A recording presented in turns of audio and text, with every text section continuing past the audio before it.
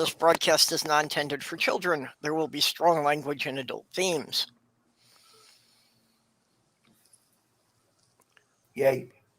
So, today is Random Acts of Poetry Day. Wait a minute. Let me turn the... Yay. So, roses are red, violets are blue. My There, love that's for the better. country has pancakes and chicken in it. Chicken pancakes? Well, no, actually, chicken waffles is more approved, but Will, you're muted. We cannot hear you.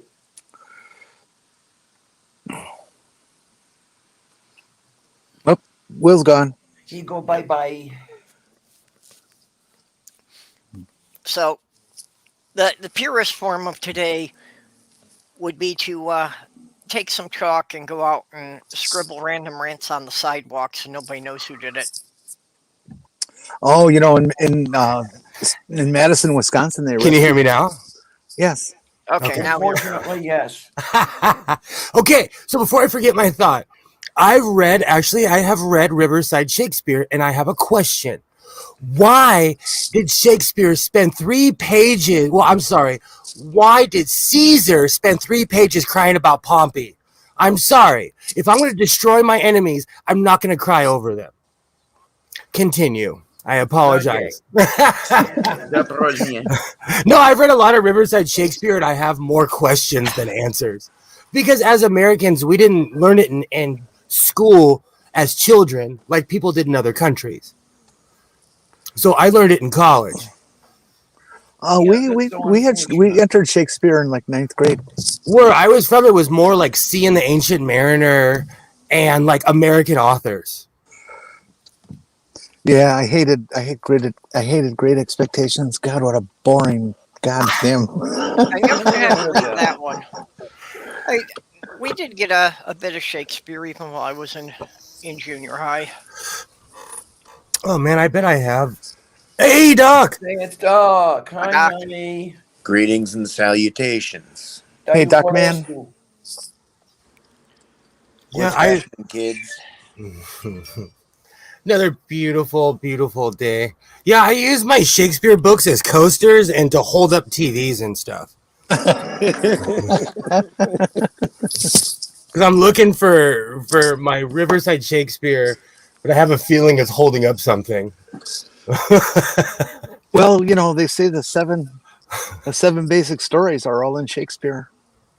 Very true. Well, it's disrespectful to use Shakespeare for that. We've got plenty of Bibles lying around. Yeah. It's funny you would say that because the second you said that, I thought of the 3 Laws by Isaac Asimov. See, I consider that poetry. I've read a ton of Star Trek books, and they are so well read, it's not even funny. Have you seen The Foundation? The Foundation is going to be on TV as a series? No, I have not seen that. Yeah, the Foundation trilogy. And they're bringing back, you know what's happening? And, you know, we always complain about remakes, but what's happening is they go look for the most obscure books that are in a certain genre, and then they make a movie out of it, hoping no one's read that book. Oh, Ox is here. Hi, honey. Well, Foundation trilogy would fit like that. I think most people who've read it are dead. You know, it's. I actually have not read that. I don't really know when it was published. It gives, you know, it was Asimov, so it kind of gives you the feeling that it was like maybe the 50s, early 60s or something like that when it was published. But I tried to read it as a kid because I thought it was cool. Early 60s. I tried to read it as a kid because I thought it would be really cool if I was caught reading something by Asimov, and I didn't get it at all. It was so far. Yeah, I actually never read. I never read Foundation. I always liked Asimov. His technical essays I thought were brilliant, but as a fiction writer, I always found him incredibly dry. Really? Trudge getting through his stuff. I have a ton of Asimov books that I'm looking at right here. Oh, that's fine. I love Isaac Asimov, but the Gods Themselves I thought was pretty good. Has anybody here read that? What's that? The gods themselves. I thought. No, I have not. Oh, it's about a call it a cross-dimensional story, whatever it is. Somebody discovers how to get free energy by tapping electrons from another dimension, but in that other dimension, things are going wonky, and we follow the trail of some of the beings that live there as they're trying to figure out what's going on and fix it. Interesting. There was an Atlantis episode like that where they were basically taking energy from one universe to feed a machine into ours, and it was destroying the other universe. Yeah, that's the plot of the gods themselves. So, Hi, Greg. if we want to talk about poetry, better than I'm not a I'm a Trekkie. I'm a hardcore Trekkie. Star Wars is kind of compared to Trek, but my whole point is this book right here has more truth than the Bible because I can prove that James Avery is alive. There you go. There you go. Ben Sisko is the real wormhole Jesus. As you can tell, Deep Space Nine was my show. That was my show. Oh, by the way, the first book of the Foundation series was published in 1942. Oh, wow. Oh, I have wow. to look. Jeez. I guarantee if I don't have it on this shelf, it's probably on the shelf in the house.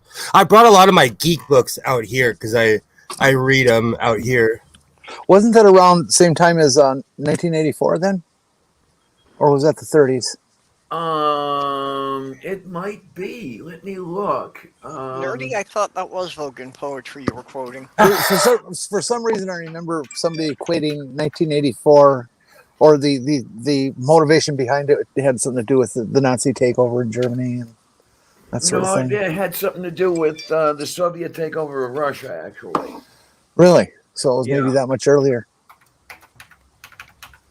Let's see. When Not to be was confused it with the Nazi published? takeover of Russia. Yeah. Never quite completed. Okay, 1984 was published 8 June 1949. And I'm not even I'm not even saying this in the humanitarian side, but the Russians got their payback after World War II because they cut Germany in half and did some atrocities. So they got their pay. Actually, the reason the book was titled 1984 was he was writing it in 1948, so he just transposed the date. Oh yeah, that's right. I've heard that. Oh, okay. Yes. I always wondered about that. Like in Akira, there's a nuke that goes off in 1988, and to them that was the future when they made the movie. But Isn't this the year of Mad Max? Oh, I got to get the chart. We've already passed iRobot. I got to look that up now. Well, I was writing my first novel in 1978, and I basically predicted the nuclear war and the end of human civilization on Earth as being August 17th, 1987. You were wrong. Hey, Akira predicted 88. Actually, the specific date got even more interesting because, like, 5 years later, that was the date my brother got married on, so the world was going to end on his 5th wedding anniversary. His world anyway. So Back to the Future was 2015. That's when he goes to the future, and the Cubs didn't win the World Series that year. Running Man was 2017. Rollerball was 2018. Blade Runner was 2019. Soylent Green is 2022. And Children of Men is 2027. And that movie made me cry. And if it didn't, 12 Monkeys is 2028. I love 12 Monkeys. Oh, Demolition Man 2032. You only have a couple more years before Taco Bell takes over all the corporations. Well, that may happen. It's actually happening right now here. Have you tried their new Wait. Burrito Supreme? I mean, I quit eating Taco Bell when Okay, they changed their menu. Taco Bell in a decade. How Yeah, is Taco Bell going to take over everything when Taco Bell is just a division of PepsiCo? well, in the movie, Is Taco Bell going to eat its siblings to eliminate KFC and Pizza Hut? hey, wouldn't be the first. I'm the youngest, and I have more say in my family than anybody else. I wonder if that could happen. Could a piece of a conglomerate eat the conglomerate? Yeah, if you have more money and the conglomerate goes under, if they start going down and you have more of an infrastructure than they do, you can take over. But there's a lot of legalese behind it. Well, yeah, there was still a bit of corporate bookkeeping that I've never understood. Of how was it that Kmart declared bankruptcy and a year later bought Sears, a company that was larger than they were? And there's still Kmart's around the world. Yeah, not many, but a few. There's a mega center in LA still. And didn't Kmart actually start out as SS Kresge? SS Kresge, yes. I remember SS Kresge. I remember when I was a kid, you could go to Kmart, get an IC, a pretzel, and have a great day. Buy a shotgun. You could buy pets. You could buy fish. And you could buy birds. I don't remember the Kresge thing, but something that apparently few people are aware of is the chain Builder Square that was competition for Home Depot. Oh, sure. Was actually a division of Kmart. Oh, I didn't know that. Yeah. We had a Builder Square. Kmart tried for a while to have their building centers in their stores, and then they spun that off into Builder Square. We had a Builder Square. A Builder Square tore down the American Motors plant and put up a Builder Square there, and then it went out of business and became a Walmart in the same building. My understanding is that Builder Square and everything else like that is part of the demise of Kmart. They just tried to do too much. Well, we had a place called Builders Emporium here, and it was it was a mega store, but it was privately owned, and Walmart destroyed it. Walmart utterly and completely, at least where I'm from. I mean, we used to have an actual hardware store where people would hang out, King of the Hill style. We had an automotive place where we would go hang out at good old Chief's auto store. And Walmart kind of destroyed all of that. Walmart destroys everything. That's their business plan. They move in, they undercut prices, they offer stuff, and try to drive everybody else out of business. As someone who's an employer, like I employ local people who need jobs. You know what I'm saying? Like, so Walmart ticks me off. Walmart they come in and they take over. And when I lived in Portland, they were not allowed to. I don't know about anymore, but when I lived in Portland, like in the Portland city downtown area, they were not allowed to have a Walmart. What was that? A city ordinance or something? I don't know. It's just Portland was a lot of small businesses, and you had to adhere to the Art Deco of the city. So you couldn't just move in and put a 50-foot Walmart sign in the middle of the city. It had to look like Portland. You know, just like if you go to Boston, you know you're in Boston. You know. Oh hell yeah! Oh hell yeah! I've been to Boston. You know, or New York too. Like you're in New York. You know, Boston, where the streets are so narrow you can't even do a U-turn in a U-go. When I visited there, the best way it was explained to me is that whoever planned the city got a bowl of spaghetti, put it on a map, and just started tracing the streets around it. Actually, the explanation for Boston and a lot of areas that actually makes sense is that they didn't so much plan the city, that all they did was pave the existing cow paths. Oh, yes. Not even San Francisco is that bad, and you can get lost in San Francisco in a heartbeat. When I was offered a job out in Boston in 2000 as a senior editor for a publisher, and the publisher, made this offer, dead serious offer, and then we had dinner at his house that night. And my house in Milwaukee was bigger than his house in Boston. Yeah, and I had a garage and trees. It was like, holy shit! You want me to take a step down in my standard of living to work in Boston with a roommate? No, I don't think so. Oh, there's people right now paying, $3,000 a month to live in the middle of Los Angeles. To live in a It's time. crazy. I'm sorry. It's just nuts. If not more, there are $500,000 studios where basically they gentrified downtown Los Angeles. So they kicked out all the seedy people, Hollywood and LA and downtown LA used to be filled with video booths. It was geared towards gay men. It was like gay heaven, and they got rid of all the seedy stuff on both Hollywood and downtown to charge people tons of money to live there because of the name. Yeah, but it's the same thing in Boston. Real estate speculation has just destroyed the economy and seriously hurt the economy for Absolutely. average wage earners. Yeah. I don't know how people could do it. I always say my neighbor sold their house for $800,000. I don't know how the average person can live around here at all. You can't.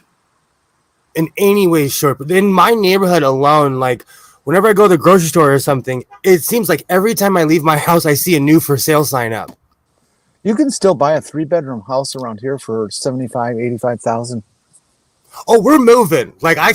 I'm fixing up my house right now. I'm thinking about moving back to Arizona because Arizona is affordable. But if I move there, it won't be, because people like me are going to move there and they're gonna jack up the price. Well, wasn't there a big row in southern Oregon when California people started moving in? Okay, so here's no secret. Everybody hates Californians. Name me a state where you don't spit on the ground when you say the word California. Oregonians who used to be Californians hate Californians. We don't feel that way about California here, but that's only because we're far enough away that we don't smell it. Yeah, exactly. Oregonians, and I'll tell you why. Our money, we pay higher price for everything. So when a Californian shows up, they're like, even though they jacked up the prices, we're like, man, it's cheap in Oregon because it's nothing like California. And so you got a bunch of thousandaires that moved out there and they jacked up the economy and they pushed out all the people who were from there because they couldn't afford to live in their own neighborhood. Yeah, I would hate Californians too, but I'm a capitalist, so I understand both sides. Yeah, well, California pioneered gentrification, and then it spread across the country. It's gross here. I miss my old seedy Hollywood. I miss a lot of the old. It wasn't that bad, and I saw a statistic. Yeah, buddy. Hold on one second. Yeah, Hollywood is now even more crime-ridden than normal. Crime has gone up 35%, which is unreal. That's kind of been a national trend. I was just hearing about that on NPR. Was talking about that. You gonna blame Biden? Yeah, of course, people want to try and blame him, even though it started about 2 years into Trump. Of course. Oh my. Okay. So this whole debt ceiling thing is. Oh, Biden's going to ruin the economy. Oh, Democrats don't want to destroy America. Well, now wait a minute. When Trump was in, you raised the debt ceiling 3 times to spend more money than we had. What's the problem? Yeah, and they cut taxes too. That's yeah. Well, COVID is clearly all Biden's fault. Oh yeah. Well, it was the Democrats who created the virus. All those Chinese Democrats. Yeah.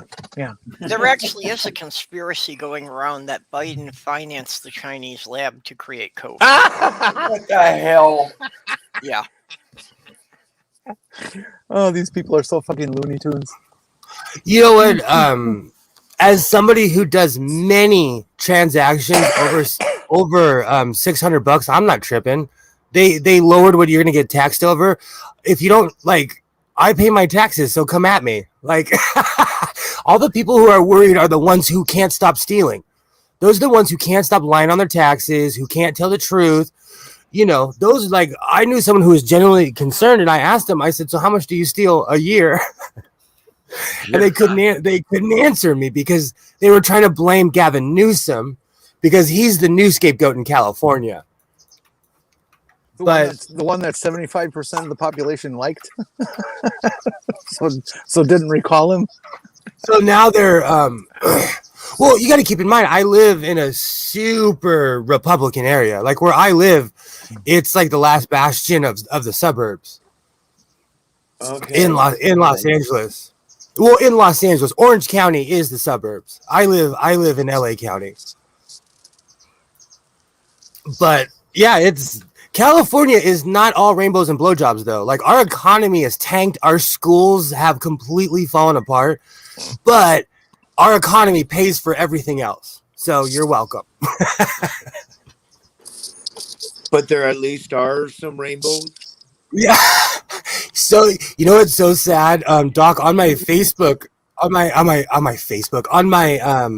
YouTube, if you look at my back picture, that is a picture I took of a rainbow outside of Joanne's because they're so rare here in California.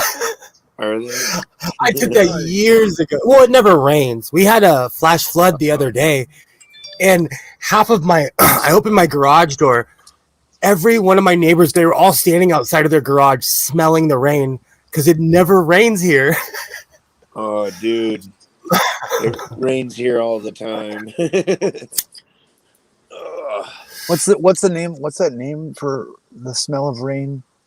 Petrichor. Petrichor, yeah. I love the fact that there's a word for that because it is such a real smell. You know, you go out and there it is. Yeah, it's beautiful. It's just beautiful. And here, when it mixes with the manure, you know, it's really something. Doc knows. Oh yeah, fucking Iowa, yeah. Well, Doc's a shit kicker from way back. And then actually, the downside is the earthworms. When you get a lot of rain, there's the earthworms. Oh yeah. So I lived in that fucking smell gets in the air. That I used to nasty. you go fishing with them. When I was a kid, we'd go fishing. We would literally go dig them up out of the ground. Yeah. Mm-hmm. Yeah. None of this bait store crap. You know, earthworms were not indigenous to the United States, don't you? No, I did not know that. No way. They were brought over by the British. And, you know, I don't know. I doubt it was intentional, but they were brought on over nonetheless, and they just moved east or moved west, and they cover the whole country now. That's kind of like palm trees. I trip out how palm trees aren't indigenous to this area, and they are everywhere. Everywhere. I have one. They're not. Palm trees are from what? The Middle East? Yeah, they're not from. No, I want to say Africa, but like someone could have took that seed, brought it somewhere else, and then brought it somewhere else. Between Florida and California, palm trees are not indigenous to either area. Now, there's a difference between a palm tree and a coconut tree, and coconut is a palm. We have palm trees. They're just giant palm trees. And in LA, like they have huge ones. Here, they're a little bit more kept, but they, you know, man, you go anywhere on the south side of Los Angeles, east side, you'll see a palm tree. I heard that people steal palm trees out of your yard. Yeah, because they're worth for a while. Oh, here we go. So I guess I'm the resident expert on palms today. The Palms Casino offered $20,000 to $10,000 depending on the size of a palm tree. I'm not kidding you. People were pulling palm trees off the side of the freeway with professional looking crews. They were stealing palm trees everywhere. My gardener offered me $3,000 for my palm tree. We had something similar happen in Milwaukee. Except it wasn't palm trees. They were stealing aluminum light poles, street light poles. You know, like there are certain things that are worth the money, but you have to have a crew to pull a palm tree. They're, you know, 200 feet, it looks really tall, but when you get 200 feet on the ground, it's huge. You know, and you have to keep it alive till you get it to the cellar. Yeah, how would you transport that? God.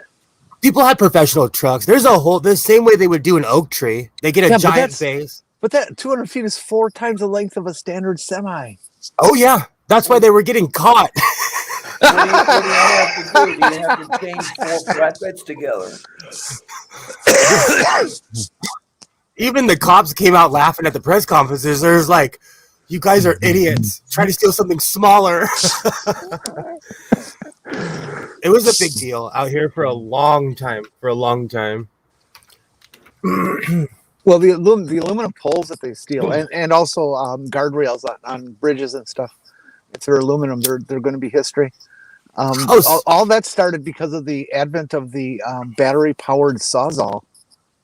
Oh, I see that. Well, we have a lot of that here, but that's because of the advent of meth. Every tweaker, like stealing copper is a big business. I've chased off tweakers at the ranch. Like we had to put a gate up at the shop because between Cadillac converters and copper, like we're ripe for picking, you know. And every once in a while, you hear the news story about, a electrocuted body was found on the roof of such and such building. Well, you know, that's the price you pay. Yeah, I was about to bring that up. There have been quite a few instances of people who were caught trying to cut down power lines to get the copper. I was I don't even know if I'm in it anymore. I was in this really heartless group on Facebook that would show things that you can't necessarily show on television. And you'd be surprised how many CCTVs have captured people's last moments trying to steal copper. Yep. No, what I want to know, though, is do they even use copper on overhead power lines anymore? I thought they used aluminum. Oh, sure. Go ahead. Oh, no. Copper, metal in general is high priced right now, even aluminum, because other countries are buying our stuff. Okay. So... On antique homes, copper is stolen if your gutters are made out of copper in downspouts, the way they used to be 100 years ago. Copper gutter in ages. Oh, I'm laughing because when my grandma moved, not even like I still have it. I took all the copper because she had the original copper wall covers, the original copper light fixture. I took everything. I replaced it because I redid the house, but I took everything. I was like, "You are not taking my childhood. You are not." So I did that sober. I love old turn of the last century tin ceilings. Oh yeah. Some of them were copper. Most were tin, but some of them were copper too. But I just love the texture and stuff of it. Just when ceilings mattered, you know. I have a fake one of those in my kitchen. There's a coffee shop I used to go to that had the tin ceilings. God, they were beautiful. And then the floor, I don't know who got this idea, but the floor of this coffee house was coins embedded in resin. So you were walking on nickels and pennies and quarters and dimes. It was beautiful. I've seen that done. Have a whole floor covered in pennies. Yeah. That's awesome. I don't know how much change they had in there. It had to be no inconsiderable amount. Oh, somebody did a calculation of how much per square foot that was, and it turned out to be cheaper than a lot of standardized methods for flooring. Okay. It wouldn't surprise me. But I'd want them all shiny. Well, and especially if you get into like the hardwood flooring, that stuff gets really expensive. Yeah. I tiled my house with it's tile that looks like hardwood, and you know it costs me the same as if I hired somebody. I had Because one job I was on that they were like, converting this house and, splitting it up. So they were putting in a second kitchen, and they wanted me to put linoleum down for the new kitchen area. It's like, that was solid oak boards there. So like, Oh God. yeah, fuck. I'm not just going to glue over this shit. I went and cut out as much of it as I could and replaced it with OSB because I put the linoleum There you down. go. Yeah, and I harvested 300 square feet of 3/4 inch oak. Oh, damn right. My parents built their new house in 1964, and they still use those kind of materials in that day with 3/4 inch oak for every square inch of floor in the house, all the cabinets, all the door trim, everything like that. It was all thick oak. When those people bought their house in Parma, it had 3/4 inch oak floor. So what did they do? They glued carpet down. Well, no, nailed carpet down to it. I see that all the time. All the time when I redo houses or something like that. I see that all the time. Go ahead. On the side of my house, I have every Spanish tile that I've ever come across that someone's asked me to destroy a fountain or replace something. I come in with a Dremel and meticulously take each tile off. There was one time where I took so long, I didn't even charge the person because I didn't charge them labor because I took all the tiles. It's insane what people do to old architecture not knowing what it is. Yeah. I have old metal handles, brass handles that people are like, "Oh, I want this replaced," and I'm like, "Do you know that's real?" Or where's my silver? Remember when we used to be able to go into an old house, it was built around early 1900s and stuff like that, and the door hinges, the standard door hinges in the house would have these beautiful engraved scrolly designs in the hinge with these beautiful pointy finials for the hinge pin, and those damn hinges weighed what, 2 pounds each? Oh, easy. Oh yeah. My grandma had these gargoyle looking ones on her front door. I took that too. Yeah, that house I was trying to rehab had all that stuff. It was built in 1904, I believe. And even though it was what I call a mill-hunky house, it was you know the architecture, you see it everywhere. It's the kitchen and living room downstairs, and then upstairs there are 2 bedrooms, and they put the bath wherever it goes. Yeah, because it wasn't designed with a bath. Yeah, I mean, this place probably was not designed with a bathroom because it was tacked onto the side. Or closets. But, oh, man, I had the walls down because I was trying to insulate because we know that there was no decent insulation in there.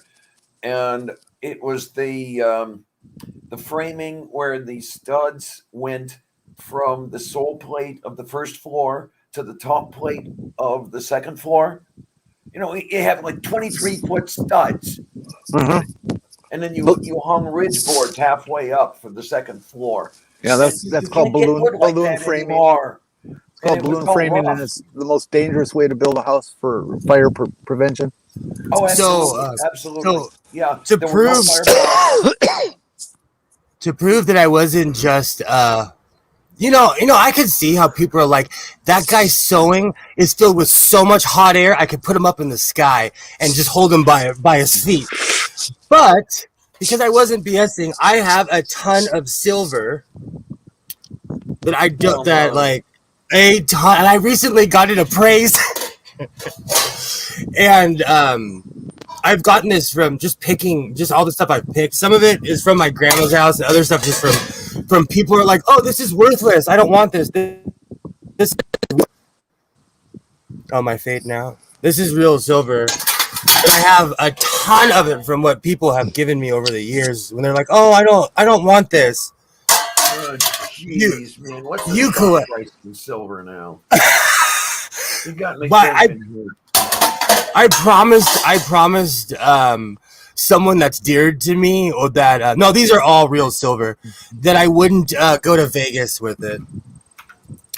When I was in college and doing jewelry fabrication, silver was $5 an ounce. See, if it has a sticker on it, like I took some of the stickers off. Like if it has a sticker on it, like it's some appraiser language that they had. All right, let's see if we can find. Okay, silver for a troy ounce is 22.57 according to Monex Precious Metals. Well, that's not so bad of an increase for over the last 50 years now. There's a It's better plate than under I my. thought. I was thinking it was going to be closer to 40. Huh. All the silver plated stuff, I put my sewing machines underneath it. Like I have a sewing machine under silver plate over there, just to be a complete asshole. Oh my! Just to be and around here somewhere, I have a literal collection of silver spoons. Judge me. All As long as you don't keep them in your mouth, it's okay. I know people who collect those. No, I found them over the years. They're collectible. Just like my ex-wife got a collection from her grandfather of bottle cap openers and belt buckles. Okay. I've been offering her money for that case for 10 years. I want to know why people collected spoons and what the whole idea behind spoons having a location on them or some kind of medallion or something. And it's just, well, I collect spoons. Yeah, Really? they just became a popular Yeah. a tourist they're useless. vacations. They're too small for soup and too big for cocaine. I agree. I agree. That originally started, with that hotels would have their own logo stamped on the flatware. Mm. So people started collecting those as, kind of being proof of the places they had stayed at. Oh, okay. One of the pride and joys of all the things that I have are, I have this really fancy set of silverware. And I asked my mom, I was like, man, this has got to be expensive. Where's this from? She looked at me and she's like, your grandma got that for signing up for a bank in the 50s. And it probably is expensive now. But, it made me laugh. There was another time where my mom cooks this really hardcore dish. It's chicken and rice, but it has cream of celery, cream of mushroom, chicken stock. It all soaks up in the rice. It's excellent. I thought it was like some old school Mexican delicacy. My mom looks at me and she's like, man, I got that out of a 1940s Betty Crocker cookbook. But my grandmother, who was Mexican, was making it my entire life, so I thought it was just like a delicacy. I'd like that recipe. That sounds really good. I have the book in the other room. I'll send it to you. It's really it's something I've been eating my whole life, so I'm biased. Like, I make it myself. Do a snapshot of the recipe and JPEG it to me. The book is even more hardcore. Like those old school cookbooks are hilarious. There's a show. Yeah, I have several. There's a show. I forget where I saw it. It was called something like 18th or 17th century cooking, and all they did was follow recipes and try to interpret the method of measure because everything was different, and try to recreate these recipes from 200-400 years ago. Was that on the BBC? It might have been. I just don't recall. I think I might have seen it. It was kind of a one-up program, not a series. The stuff I liked are in the really, really old cookbooks. You see stuff about a slow oven and that sort of thing. And I guess it had to do with the amount of wood that you had in the compartment to heat the oven. Oh wow! Yeah, people talk about wanting to be nostalgic and I'd love to go live at the turn of the century. Really? You want to go back to shitting outside in the winter? You want to go to no such thing as hot water? The whole time I was growing up, my grandparents lived like that. Right through the 70s. Yeah, well, that's great. Yeah, that's they could never get a water pump to work in their well, so they never had running water in the house. Literally, the outhouse was 50 feet off the door, and my grandma cooked on a wood-burning stove right into the 80s. Okay. Wow. We had a guy in our life. He was a landlord of the house that we lived in West Allis, Wisconsin. Mr. Gay was his name, and he was owned a couple house properties, but mostly he owned his farm, which was out in McGuanago, Wisconsin. Like it was 150, 200 acres. I'm not positive what he grew. I think mostly seed corn. And he would invite our family out to spend the summer at his farm. And so I got this whole farm life part of my life where we learned how to feed the chickens and butcher the chickens and how to cook on a wood stove and beating on the big saw blade for the sound to call people in for lunch. And it was really neat. It was like living in the early 1900s. Easy. I could take that for a while, maybe about a week. Yeah, except they had flushables. Yeah. And central heating. I don't, I thought I could do that. And then, like I always say, when I was younger, I tried to move to Alaska and realized I would die during the winter. Yep. Well, so many people think a wood-burning fireplace is such a great thing. Not if you have to chop wood for it. This is why gas fireplaces became so popular. And how many cords are you going to need this winter? Well, I don't know, maybe 5 or 6. That's a lot of wood. Yeah, spend a weekend splitting wood and stacking it, and you change your mind about a fireplace pretty fast. Yeah. So when I was a kid, that was like punishment. If you got in trouble, you had to help Pops split wood. 16 inches. Oh, I still have tree grenade. I have tree grenades for days in this garage. That's one of those things. What's a tree grenade? I've never heard that. Oh, let me go get one. It's a giant piece of metal that you use to split logs.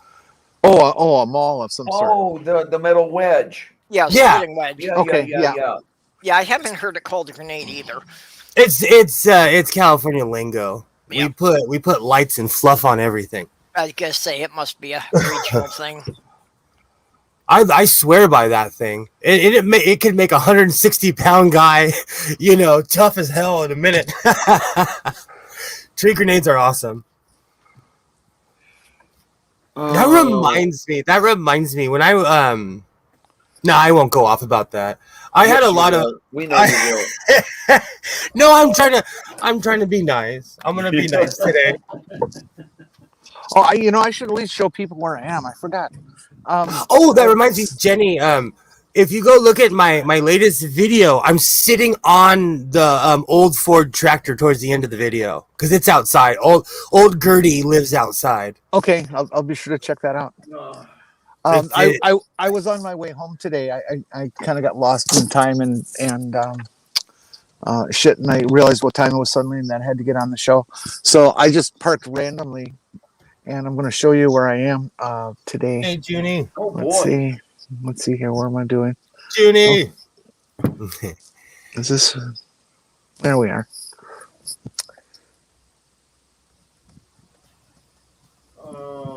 I have to look. I'm not looking at the screen right now. What are you doing? Where are you? Yeah. Word. Oh, that's nice. I like it. I like it a lot. Yeah, that's home for me. Was that just a green field that they've let go fallow? No, actually, this is a prairie reclamation area.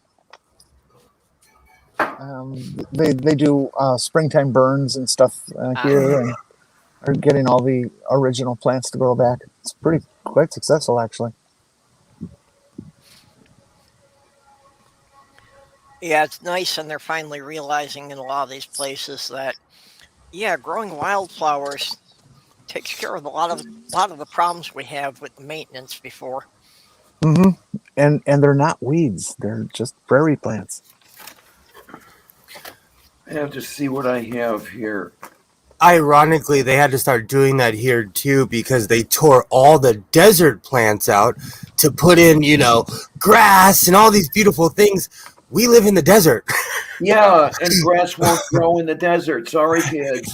And so now they're going back to the more Arizona-style landscape here in Southern California. Well, yeah, and that was part of the problem with your drought was everybody trying to water lawns every day. Yeah. Okay, I agree with you, but We let Nestle steal our water. Thank you, Kamala Harris. Oh yeah. Thank you. Well, and when you kick Nestle out, they moved to Michigan so they could steal the water from Lake Michigan to sell to the people in Flint because their water's still poison. They tried to steal water from Wisconsin too, and Wisconsin said, "Fuck you." They are the worst. Will, when the stuff was ripped out and they planted grass, wasn't the system totally destroyed to where you couldn't start the original plants again? Yes, what happens is, here when they build things, they have a scorched earth policy. They literally take the foundation almost down to bedrock. They will shave mountains in order to put grass up. I still don't understand it. Like when we build here, we destroy the land. We will literally destroy everything around it to put a house up with green grass and a lawn and a little mini, a tree, which is usually a fruitless mulberry. You know, I grew up in Milwaukee, Wisconsin area, and the topography, or I should say the geology of that area is, bedrock. Then you get some clay soils, and then topsoil. And if you see a cross section, right? and if you see a cross section, it's typically one, maybe 1.5, possibly 2 feet of topsoil, which is that nice rich black stuff. That took tens of thousands of years to form. Here in the river valley of the Mississippi, the topsoil goes down about 30, 40 feet. It is just, when they put in the sewers, they had to dig down 30, 40 feet. And it was all fucking rich, perfect topsoil all the way down. It was just, holy fuck. Do you know how much people would pay for this stuff? It was just beautiful. It probably took millions of years to create it. Yep. And this is why agricultural societies always start on a floodplain. Yeah. Yes. You get the river flooding, depositing all of this rich stuff, and you can grow plants in it for centuries before you deplete the soil. I used to think how stupid people were for settling by a river and getting flooded.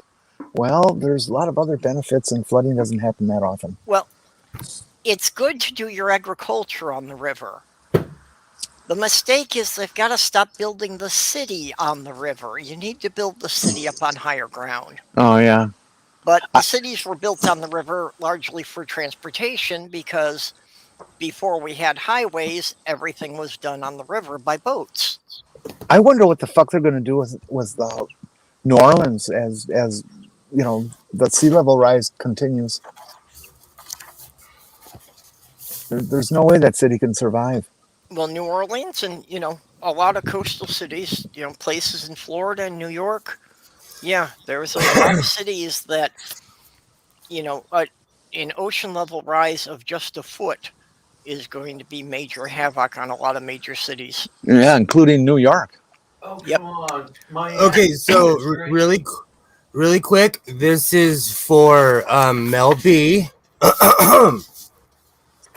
The rock's dark, green as leaves. Moss clings to them, as if it is to believe in them. It breathes. Hold on, you want some more poetry? Hold on.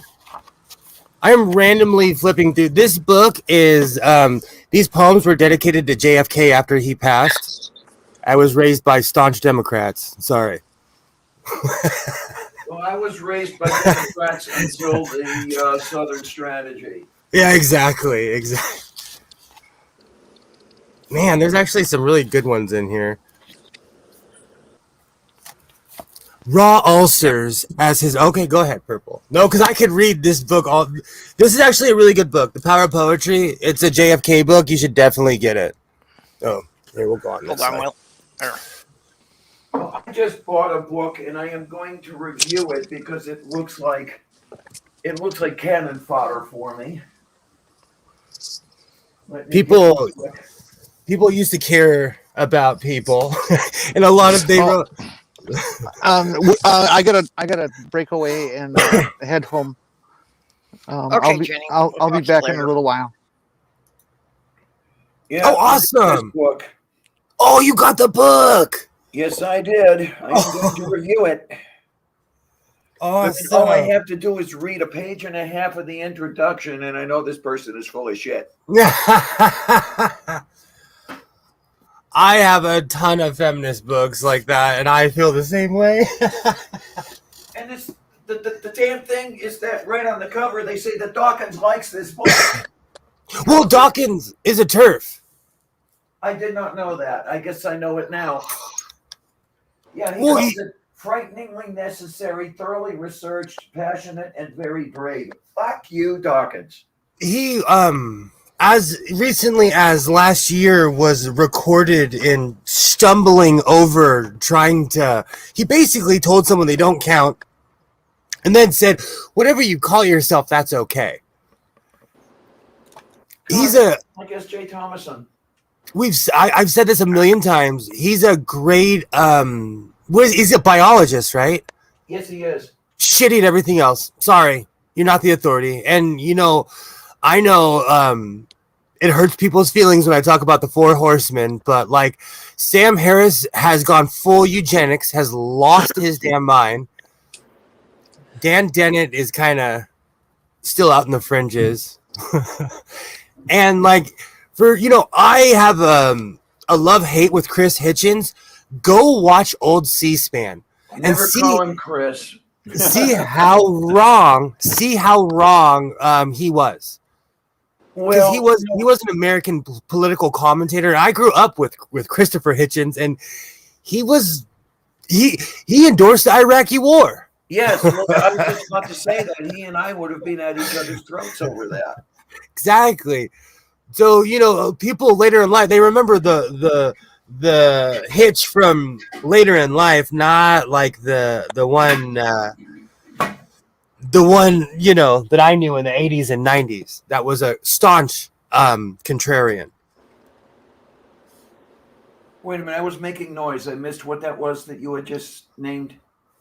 Oh no, he just was a staunch contrarian. Oh yeah, absolutely. And I got hosed for saying that one time, but it's true. Look it up. Like, if you think I'm just saying fluff, go look at the old C-SPAN. I'm subscribed to someone who has all the old C-SPANs on YouTube, and they're so interesting to watch how wrong everybody was about history. Yeah. I just realized something. My coffee. Here's my coffee. What's up?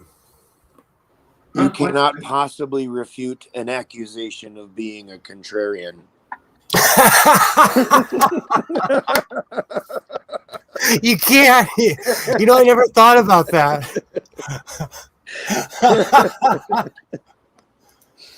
There's a technical term for it in the special needs world, and I can't remember for the life of me. There's like there's an actual condition of people with mental disabilities that will literally say the opposite no matter what.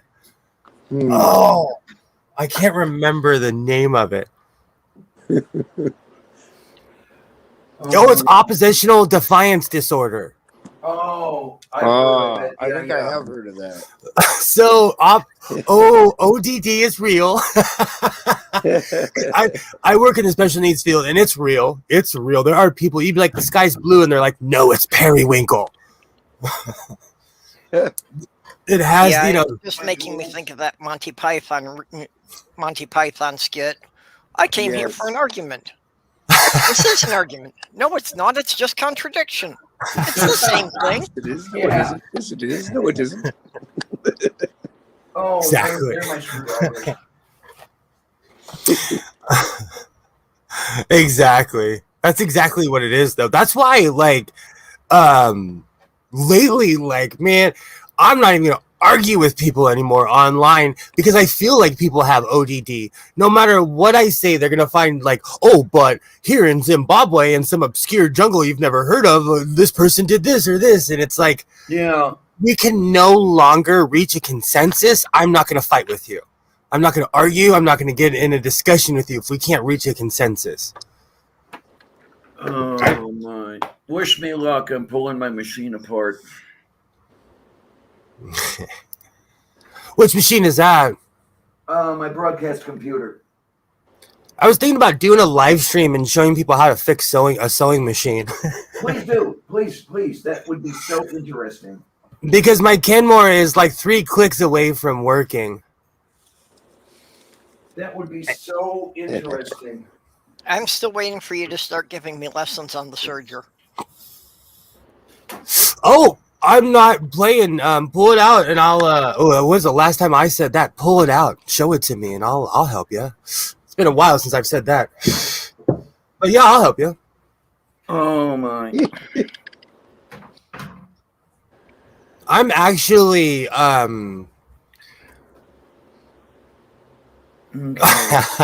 I love you, Junie, for that one. I'm actually thinking about buying myself a new embroidery machine for Christmas. You don't do it by hand? Oh, I do, but like I'm being passed over in a certain way because I'm old school. Like a lot of the sewing I do is more traditional. And like for all the sewing machines I have, I still do the old world way of hand sewing. And like it's kind of going the way of the dinosaur. It's like smithing. How many people know how to be a blacksmith anymore? Oh, jeez. I think I know about 2. How many people know how to grow their own food? Doc, are you a blacksmith? Well, I didn't know dinosaurs could sew.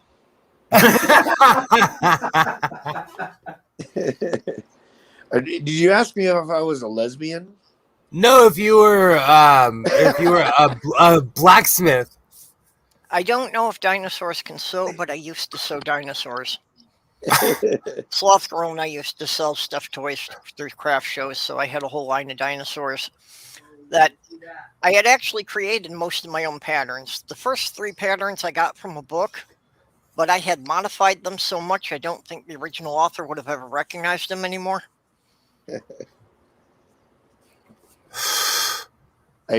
I actually, over a series of several years, I actually won a total of, I think, 17 ribbons at the Minnesota State Fair. Oh, wow. I grow my own food. That's why Mage Grey Wolf does too. That's awesome. And Greg Harwick does too.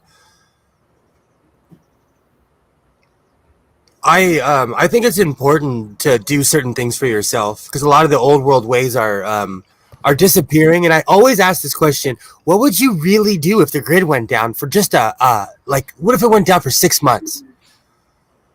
The entire grid. Yeah.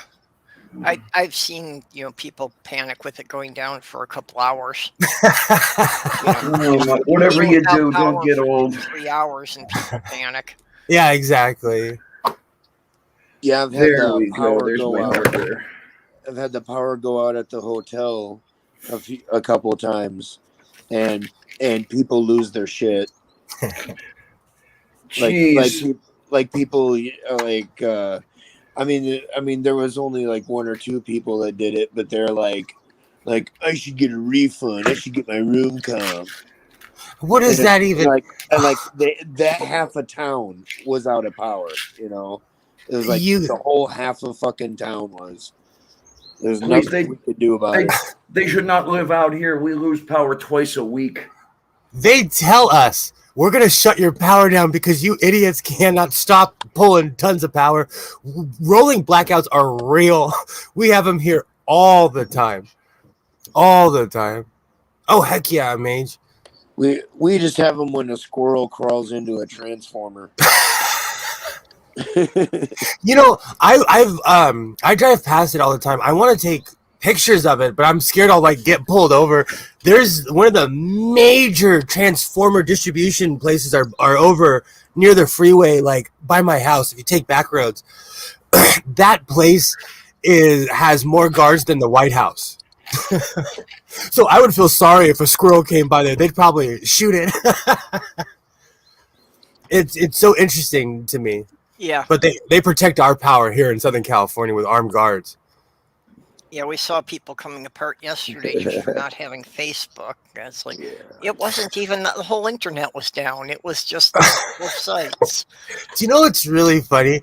I didn't notice until I saw someone said it on Twitter. They're like, Facebook is down. I said, oh, really? I went on Facebook. I said, oh, it's really down. I slept through that one. I didn't even see it. I stopped going a while ago because it's a bunch of people showing off. It's Instagram for oldies like me. For the oldies like me who are like, hey, I'm having a midlife crisis. Look at this new thing that I bought that I'm going to crash in the next 6 months. Yeah. Okay. I don't know. And I'm like friends with my mom and my aunts on Facebook, so I can't get too gnarly on Facebook. Well, let's say I had only gotten on Facebook, because it was something that I could put something up there and all the relatives would get it, so I didn't have to be, like sending dozens of copies of a letter. I do that. After I had been doing that for a couple of years, then I get all sorts of people commenting on shit and, just making every little comment political and getting into political arguments. And it's just like, I don't have time for all that shit.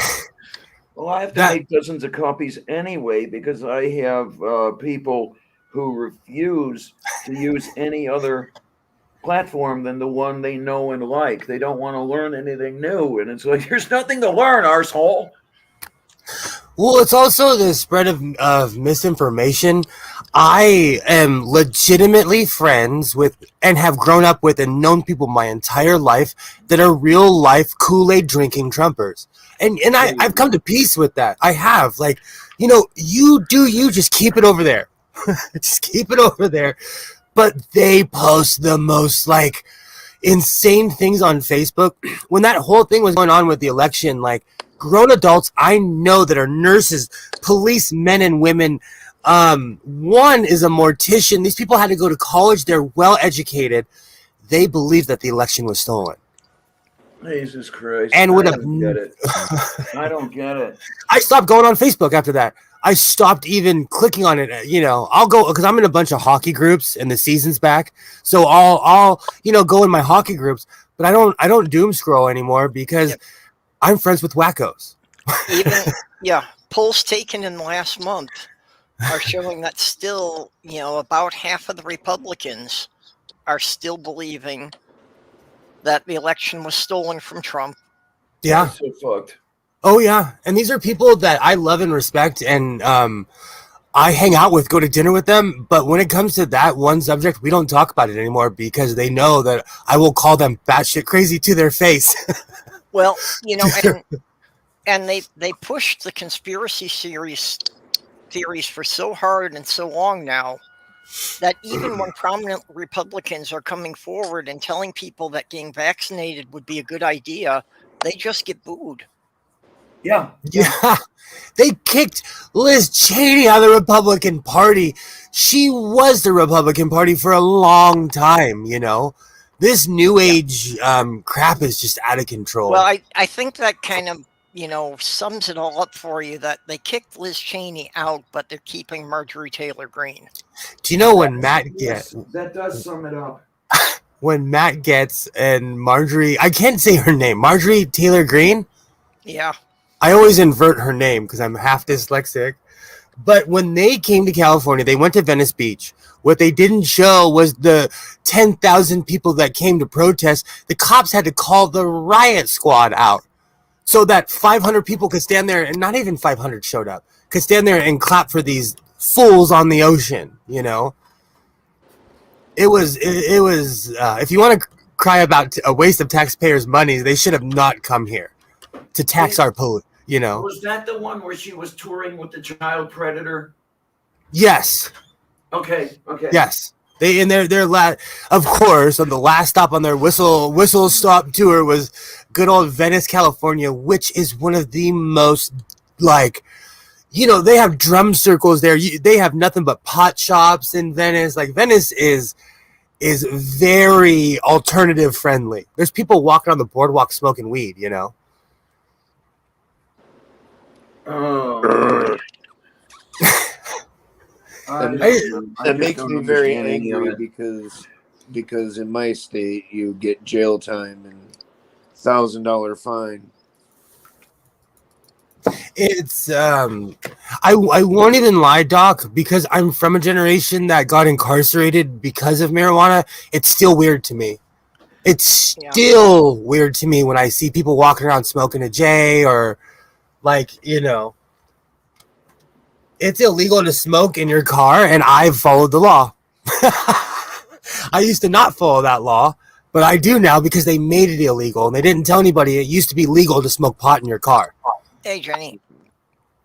Hey. Now, Oh, hi, Jenny. Yeah, and it's like I can't really say that Italy is necessarily progressive, but they do have a very different set of social standards than the U.S. They did not have a problem electing a porn star to parliament. Okay. Yeah. But at the same time, they've got the Vatican there. Most of the country is still Catholic. Well, we elected a porn star president. They are I Catholic. wouldn't call him a star. I was going to say he's just... Well, he was in porno films. But technically, a porno. I'm sorry. What, Russian I'll shut TV up now. films? let's be real. He's the first one to record it. Like, all of our presidents have been pretty janky, the recent ones at least, except for Barack, because his wife was actually there. Oh, God, you should hear the stories about JFK. And one of the hottest women on earth. I love, people get mad at me because I like Barack Obama. They get mad at me, and I'm like, look, he's just a cool dude. Thank you. At the NBA Finals a couple years ago, they had this shot of Ahmad Rashad and President Barack Obama. They walked into the stadium in San Francisco. All the rappers were literally trying to shake his hand. Barack Obama walked past all of them. He was like, nope, I am he gave him a nod. He wasn't like mean to him, but he was like, he's a cool dude. He's old school in that sense. And he hangs out with Ahmad Rashad, so he's cool in my book. And for those people who don't know who Ahmad Rashad is, he played for the Pittsburgh Steelers in the 70s, and he was married to Felicia Rashad, who was on the Cosby Show, and he's just an all-around slick, cool dude, and he knows fashion. The man wears Prada pants, like he knows what he's doing. I did not know who that was. That's not surprising. I don't know much of anything. I don't know much of anything about sports. I thought Rashad was the basketball player. Am I wrong? No, it's a common last name. Okay, No, yeah. I thought that Ahmad Rashad was a player, basketball too. player. I really did. No, again, just like Kareem Abdul-Jabbar, there was a football player named Kareem Abdul-Jabbar. Okay. Yeah, but didn't he come after Kareem had been? Yeah, he was retired? my age. Yeah, he was my Yeah, he was my era. That's Miami Dolphins 90s era. Yeah, he was named after. I know a lot of Michael Jordans. Do you remember Paula Abdul? Of course. Oh, now I have the song stuck in my head. Yeah, I always thought Paula Abdul should have married Kareem Abdul-Jabbar because that way she would be Paula Abdul-Jabbar.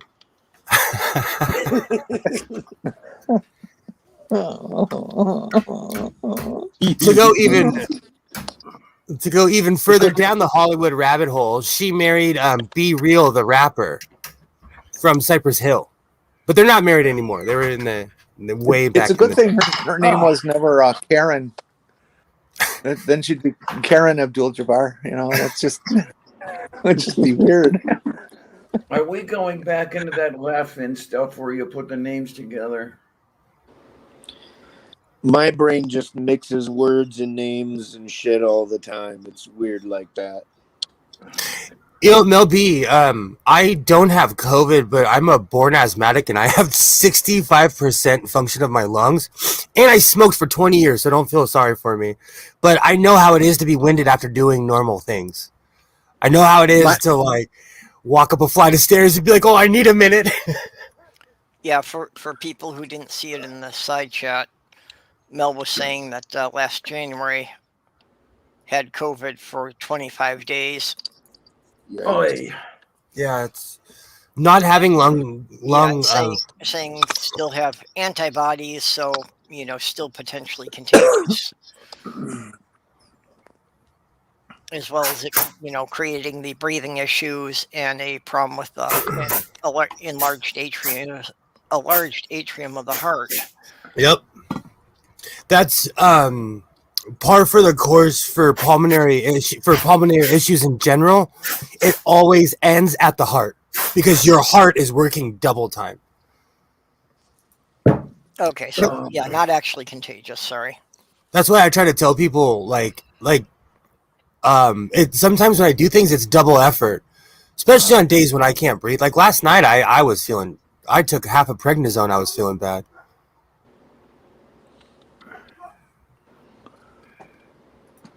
Oh my. Yeah, my fiance was extremely asthmatic, and just all sorts of things could trigger it and send her to the emergency room.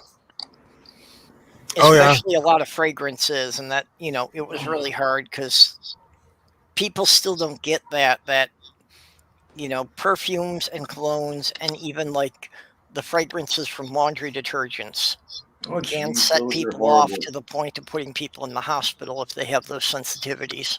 Yeah. So still to this day, when an individual comes over to my house, they're shocked of all the stuff I own that I don't have a single bottle of cologne in this house. There are certain fragrances that will literally knock me down to my knees. Or like if I smell you, I won't get on the elevator with you. and that's ever since I quit smoking. That's really improved. Well, when I was living in Michigan, my sister often asked me to like drive her to her doctor's appointments, but she loved that Gain, that heavily scented laundry detergent, and it's like I told her as long as she was using that, I could not be in the car with her long enough to take her anywhere because I would always start hacking from the perfumes. Yeah. Oh my God. It was something that was a real fight for like 2 years because she didn't take it seriously. She didn't, she thought I was making a big deal out of nothing. My mom. Like, no, if I'm in the car with you for an hour, I will wind up hacking for 3 days. I can't get in my mom's car because she wears Chanel No. 5 religiously. Oh, jeez. And she has since the Stone Age. And after about 5-10 minutes in her car, my lungs lock up like I'm smoking a cigarette. I don't even know what Chanel No. 5 smells like. Oh, it is her blood type. That is what she told me. She's like, man, I've been wearing this before you were born. Well, I remember the professional wrestler, Gorgeous George. Yeah, he used to have somebody get into the ring before him with one of those spray things. Oh yeah. Chanel No. 5. Oh yeah. Oh, it reeks. That stuff reeks. But it's like, how many people can take Old Spice? Old Spice. Right. The MSB used to wear that shit. So on the bottle of Old Spice, if you turn it over, it literally says, "You would not be here if your grandfather did not wear this." Yeah. Next time you're at the store, look it up. It makes me laugh. When I'm having a bad day at the store, I'll pick a bottle up just to laugh. It was the biggest issue I had with using public transportation. Just because somebody with too strong a fragrance getting on the bus, and there's nothing you could do about it. Oh yeah. I despise the smell of Old Spice. I absolutely detest it with every cell of my being. It reminds me of a different era. The people in this neighborhood, men and women, love to wear fragrances to the point where you can smell them half a block away. And I don't get why they do that. We call that, around here, we call that set to stun. Like, oh, their cologne is set to stun. Uh-huh. I say that all the time because it drives me mentally insane. There was one time when I was on the bus coming home from work, and this woman got on, and she was just so drenched in perfume that as she walked down the aisle, every person was opening the windows. I swear I expected there to be a puddle left when she stood up. You could see the stains on her underwear. Oh man, people are so rude here. They would be like, "Keep your ass over there." People are so rude in LA. She would probably have gotten yelled at by someone having a bad day. Oh, that's funny. You know what? I had to have the talk with my son because like he wanted to get Axe and all that stuff. I said, look, I may not be able to breathe, but I'll get you some quality stuff. Like, let's not smell like the Avon lady. Yeah. Let's get some quality stuff, you know.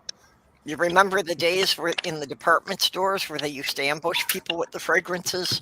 Yep. Yes. I actually worked at this because I'm an archaeologist. I worked at this place called Robinson's May. Some people may not know what that is because they've gone the way of the dodo.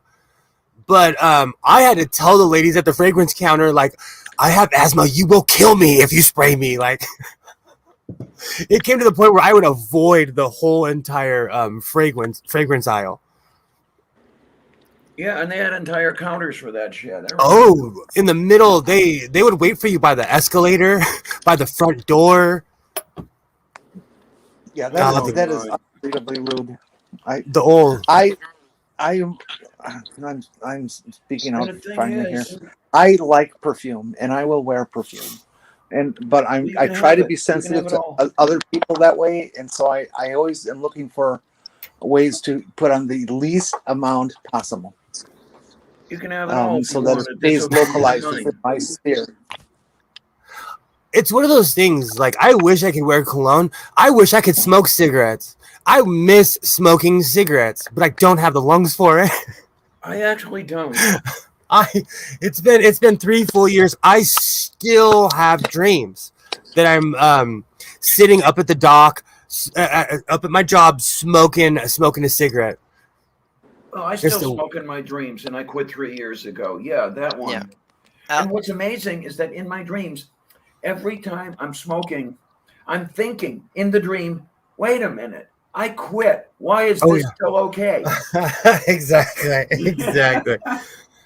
Yeah, I will always remember the first time I borrowed my brother-in-law's car. You know, I was having a bit of trouble seeing out of the windshield, so I went to the gas station and cleaned it, and like cleaning the outside didn't do anything. And I wiped my finger over the inside and realized that all of the inside windows were coated with the yellow nicotine residue. Yes. Yep. Yeah. That's like, I made that joke in my video. I was not kidding. When I bought that Singer Genie sewing machine, I couldn't smell it. I got in the car, I didn't smell it. When I opened up the case, a cloud opened up in this room of 50 years of cigarette smoke. Like, you can't even. And then when I looked up the other machines, my machine's yellow because someone smoked 1 million cigarettes around it. Because the machine's supposed to be white. Yep, I see those kind of things at the thrift store all the time. Yeah, holy cow! You know, and you can't get that yellow off. No. Either. No, you really can't clean those because even if you manage to scrub the yellow off, the smell of the cigarette smoke stays in the plastic. Uh-huh. And when I use it, it's so ingrained in the oil, in the metal, that when I use it, it smells like cigarettes. Oh my! And I've only had it like 2 or 3 weeks, but it makes me laugh. I put the case back on it because I didn't realize how much it reeked, and then every time I walked in here, I'm like, holy cow, that thing still reeks. Yeah, I've had that problem, you know, with buying used Lego at times. You know, because you can't tell whether it's discolored from somebody smoking too much, or if it's just, UV discoloration from being in the sun too much. Because the H2. UV stuff you can correct, at least on the white parts. All right, let's see which one is which here. I've bought, as a matter of fact, my truck, I bought my TARDIS blue truck off a woman who was an Army Ranger. She smoked a bajillion, and yes, bajillion is a measurement, a bajillion cigarettes. And I didn't realize it until I turned on the air conditioner. And it was like every cigarette she ever smoked came at me. Oh, God. No, yeah, she was a hard ass. I don't understand why people who smoke cigarettes in their car aren't smart enough to open the window a bit. So when you do, all the air gets sucked out and things don't get covered in tobacco smoke. So when I smoked in my truck, I did that, and having the window open saved my life during a car accident. So take that for whatever you want. Well, and even having the window partially open, it reduces the effect. It doesn't get all of it out of there. Yeah.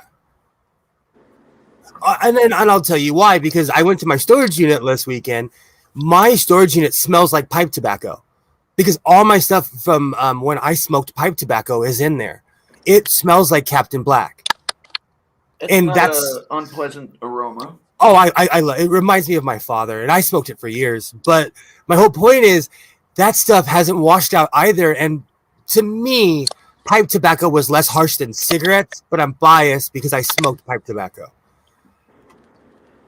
I used to inhale pipe tobacco. Me too.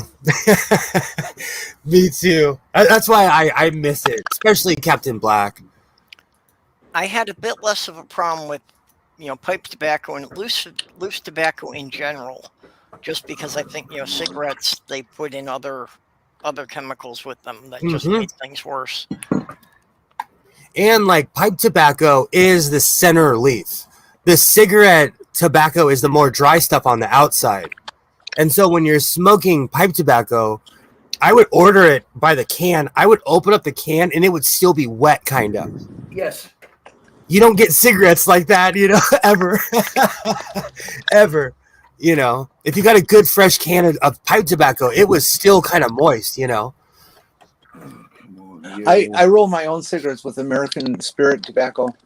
And you open up pipe, and that stuff is moist. You can feel the moistness. Oh, yeah. Oh, yeah. It reminds me of my childhood. Like, I grew up around smokers. That's the same brand that my fiance used to get. She rolled her own. Let's see. Well, when I was growing up, when I was a child, literally everybody smoked. It was unusual when someone did not. Okay, so Diana, I 100% agree with you. I feel that about my generation. Everyone in my generation smokes cigarettes. When I see the younger generation, it's weird to me that they don't. Yeah, well, in the 50s and 60s, you pretty much had to be accepted in society. Yeah. It's weird to me. But again, I grew up around smokers. So it was weird to me that people didn't have a parent that smoked or, didn't come to school reeking of tobacco. That was the one. That was one of the almost earliest a deal lessons in breaker with hypocrisy. Oh, sorry, John. That was one of the earliest lessons in human hypocrisy. You'd have these parents who smoked like chimneys, but then you would hear them spouting the morality of, "Oh, don't you dare smoke cigarettes! You're too young. Right, Don't you dare that stuff." And it's like, well, wait a minute, look at you. And I agree with you. When I got caught smoking, my dad made me smoke a pack of Pall Mall unfilters, and all it did was get me hooked on Pall Mall. I puked, but I got hooked on Pall Mall unfilters. Yeah, I didn't think that kind of thing ever really worked. My sister used to smoke Chesterfield unfiltered, the king size. I smoked Camel Nons forever until I came back from Portland. I'd been gone for almost 10, 11 years. And one day my dad looks at me and he's like, smoke anything except for those. Those are what killed my father. He hated Camel non-filters because his dad died from them, and he smoked. My dad smoked, but he was like smoke anything. A guy from World War II. That in the modern days that I knew him, he smoked like Camel Straights and stuff like that. But he in the war he smoked Lucky Strikes, LSMFT. Mm-hmm. Lucky Strikes. Oh, sure. Fine tobacco. And he has to this day still has one of the green packs of Lucky Strikes that they produced during the war, because the inks for the regular packet needed to be used for the war effort, and so they changed the color of the packet to this green, and it's still full. It still has all its cigarettes in it, and open and for all these years he would never open it up and smoke it. It just it's pretty good willpower. The Lucky Strikes company was donating those to the soldiers, so they were being included in the ration packs. Yep. My out of all the memorabilia I have in this house, the one thing that my mom would not let me take, my dad kept all of the Vietnam propaganda that would say, "Black man, go home. This is not your war." And so really? my mom, framed, laminated, encased. My mom has at least 8 or 9 pieces of paper that say that. That must be fucking incredibly valuable with the popularity of saving stuff like that nowadays.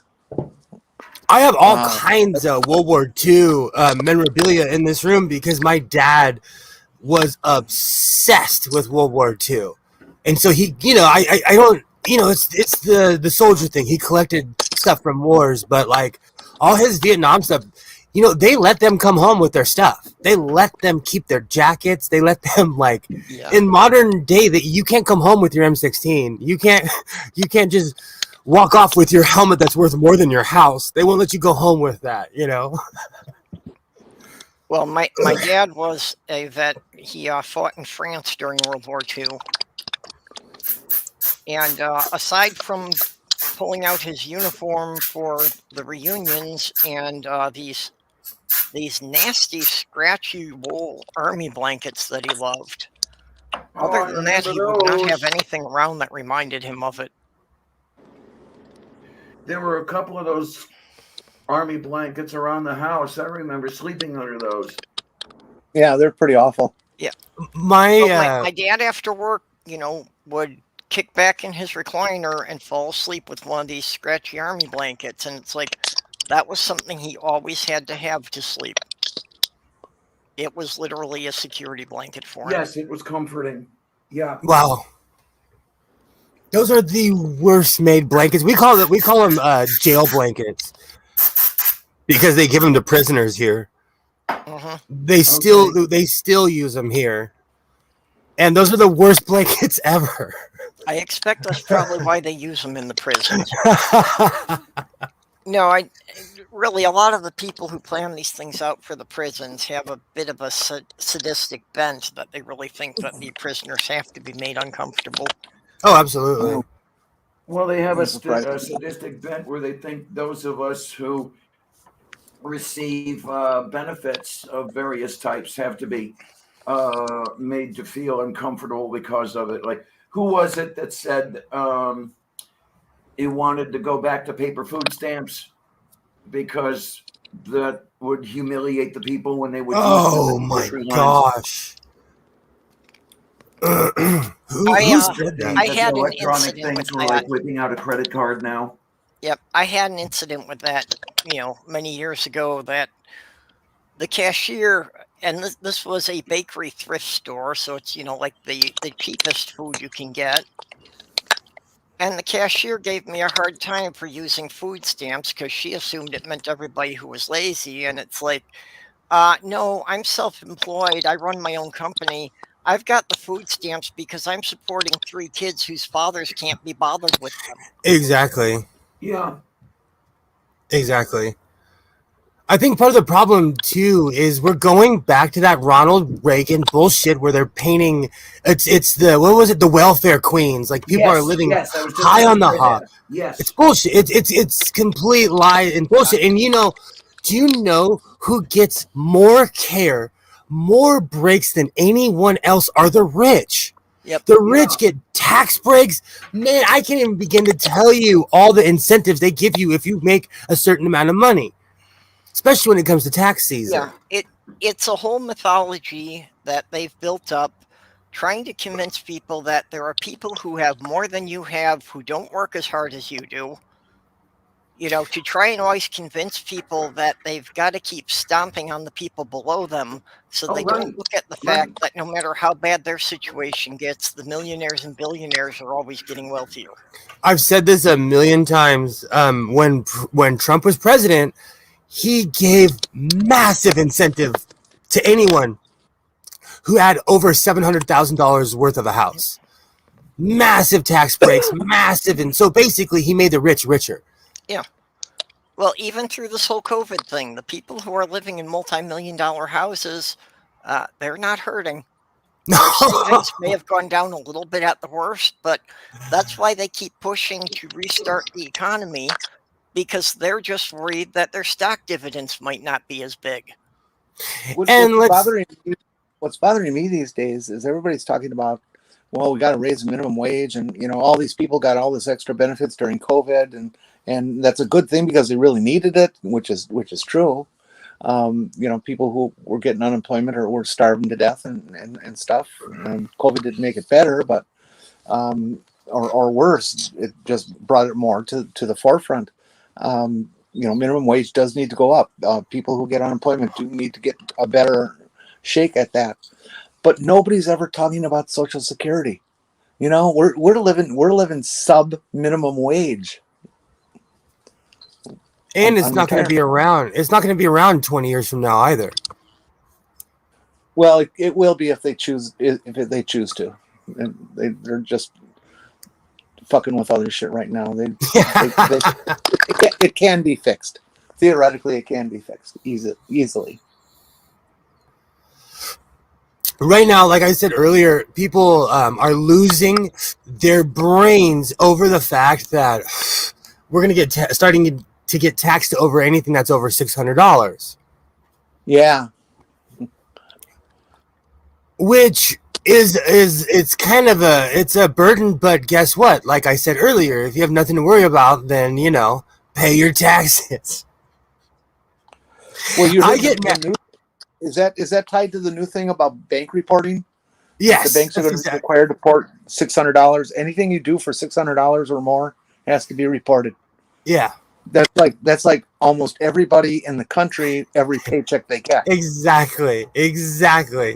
So someone I know was literally like, I think the only reason that this man did not pull his hair out is because my son was there. And he didn't want to look like a wuss in front of a 12-year-old.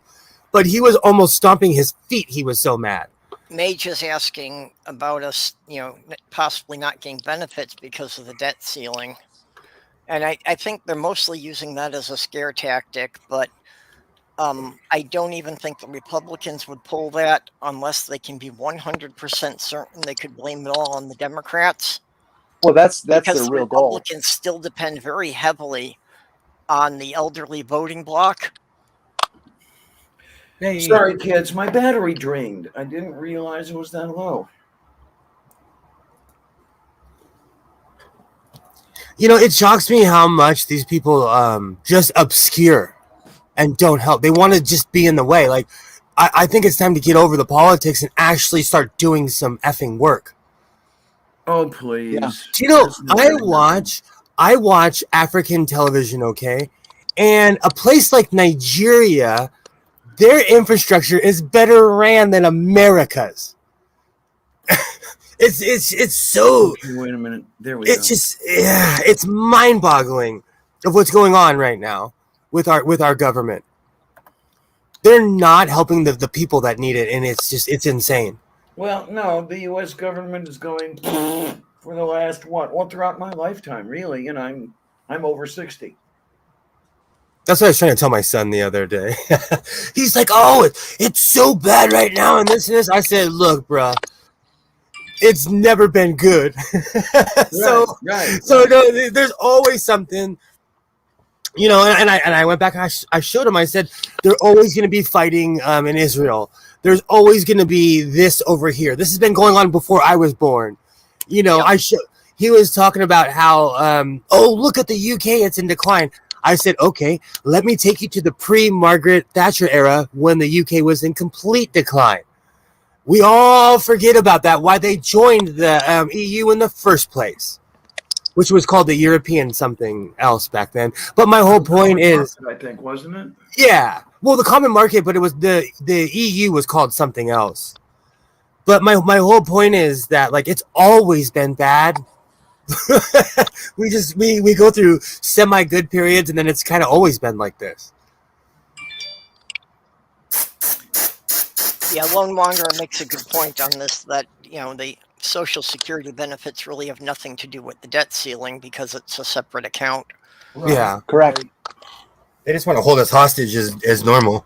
Yeah, like I say, they're using it as a threat because they're trying to get people to panic and put pressure, you know, because they're trying to blame the Democrats for everything.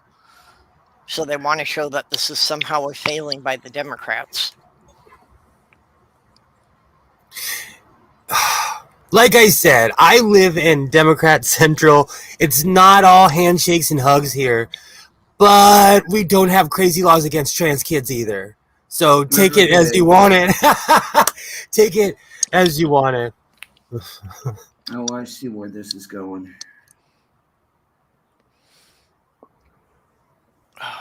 Oh, there was something else I was going to bring up.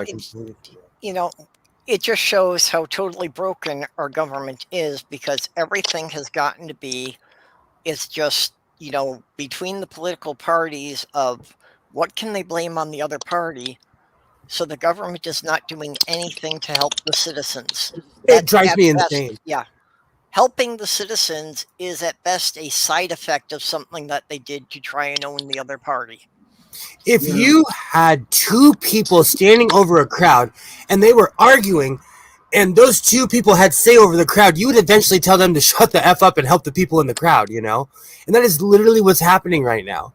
They're arguing for argument's sake, you know? And it's like, you're not helping the people. And that's the whole point.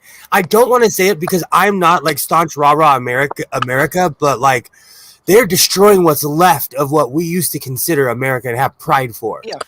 You know? Well, it's all about them just wanting to stay in power. You know, so can they blame the opposition for enough things so that they'll still get reelected? But in the process of that, they are becoming the very monster that they're telling us to run from. Yes. Well, yeah, of course. I mean, it's all hypocritical rhetoric. Oh, it drives me crazy. How do you say your name? Is it Maria Costin? English is my first language. I just speak it terribly. Just trying to be polite. And you would think a guy who can pronounce Spanish names would be able to speak English. Well, no, the problem with English is because we've borrowed words from virtually every other language at some point and tried to mash them all together. I'm glad you say that. I always say that American English is the trash can of English. Marie K. Austin. Oh, I have my glasses. Marie K. Austin. Yeah. I will not forget Where that. are we? And literally, Hi, Marie. Literally, we have words that the word and then a suffix or prefix put on it are from languages with completely different roots. Yes. True. You know, we put Latin suffixes onto German words.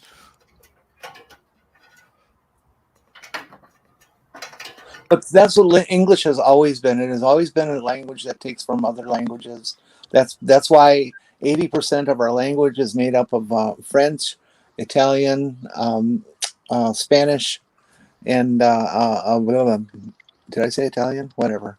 Yes, you did. And the rest is taken from some of the Germanic languages and some of the Slavic languages and some of the Asian languages. You know, English is not a pure language; never has been, and it's always going to morph. It's always going to change. And it's one of the things that makes the English language dynamic and wonderful and contemporary. I saw a great thing. I saw a great meme on Twitter for it that I wish I had saved it. Was something to the effect of English follows other languages down dark alleys to beat them up and rummage through their pockets for loose grammar. That's actually way funnier than it should be. That's true. You just described Manifest Destiny. Yeah, no, English is a hard language to learn, but it's really one of the best languages ever. Do you know, and stuff. Sorry, Jenny. I taught someone how from Spanish to English how to speak English, and one of the biggest things I would tell them is to open their mouth when they articulated the words, because when you have a certain language as your first language, you tend to speak it as you would speak the other language. I do it with Spanish. In Spanish, the noun is always first. But I speak English, so I tell a story and then say the reason why I'm saying it, you know? English is funny that way. Yeah, I'm not like a serious... That sounds right. I'm sorry, Jenny, what'd you say? I was just going to say, but of course to us, that sounds right, because that's what we were ingrained with. Oh, I get corrected in my Spanish all the time. All the time, and it's annoying, but I understand, because it's annoying to that person. Because imagine if someone walked up to you speaking English, speaking completely backwards. Yeah, I'm not. Well, like they would be killed. This is America. I'm not like a hardcore student, but I've been, kind of studying different languages and different patterns and assemblages of speech. Just because, for science fiction writing, I'm trying to create a bunch of alien languages and different things. And one of the things I came on for one species is that the sentence structure varies. Because if the noun comes before the action, it's a statement. If the action comes before the noun, it's a question. Okay, yeah. In English. Honey, do Well, not and of course, all the interesting effects you get of trying to have computers translate different languages, that they don't get things quite right. And there are some things that they just can't translate, like, proper nouns, unless it's a noun that actually, has a literal meaning to it, they can't really translate those. Well, translatable anyway. I mean, I'm trying to think.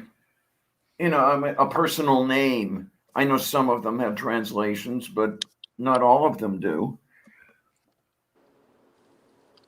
Yeah, that's what I mean, that a lot of those that they really can't come up with a translation for, and especially if you're talking totally different species that don't even necessarily make the sounds the same way, that there are literally going to be sounds that are unpronounceable.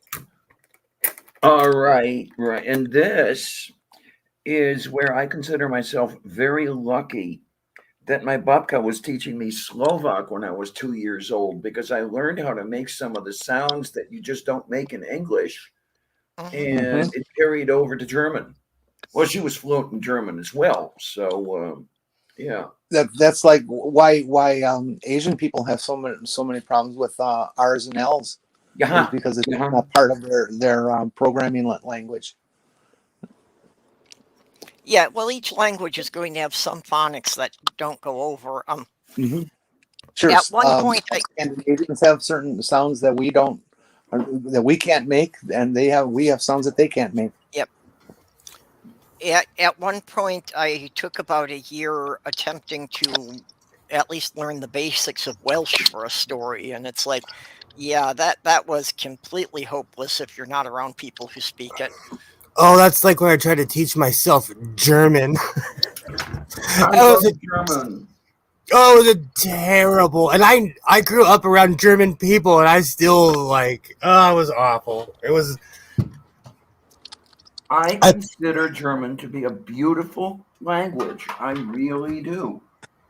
Oh, absolutely.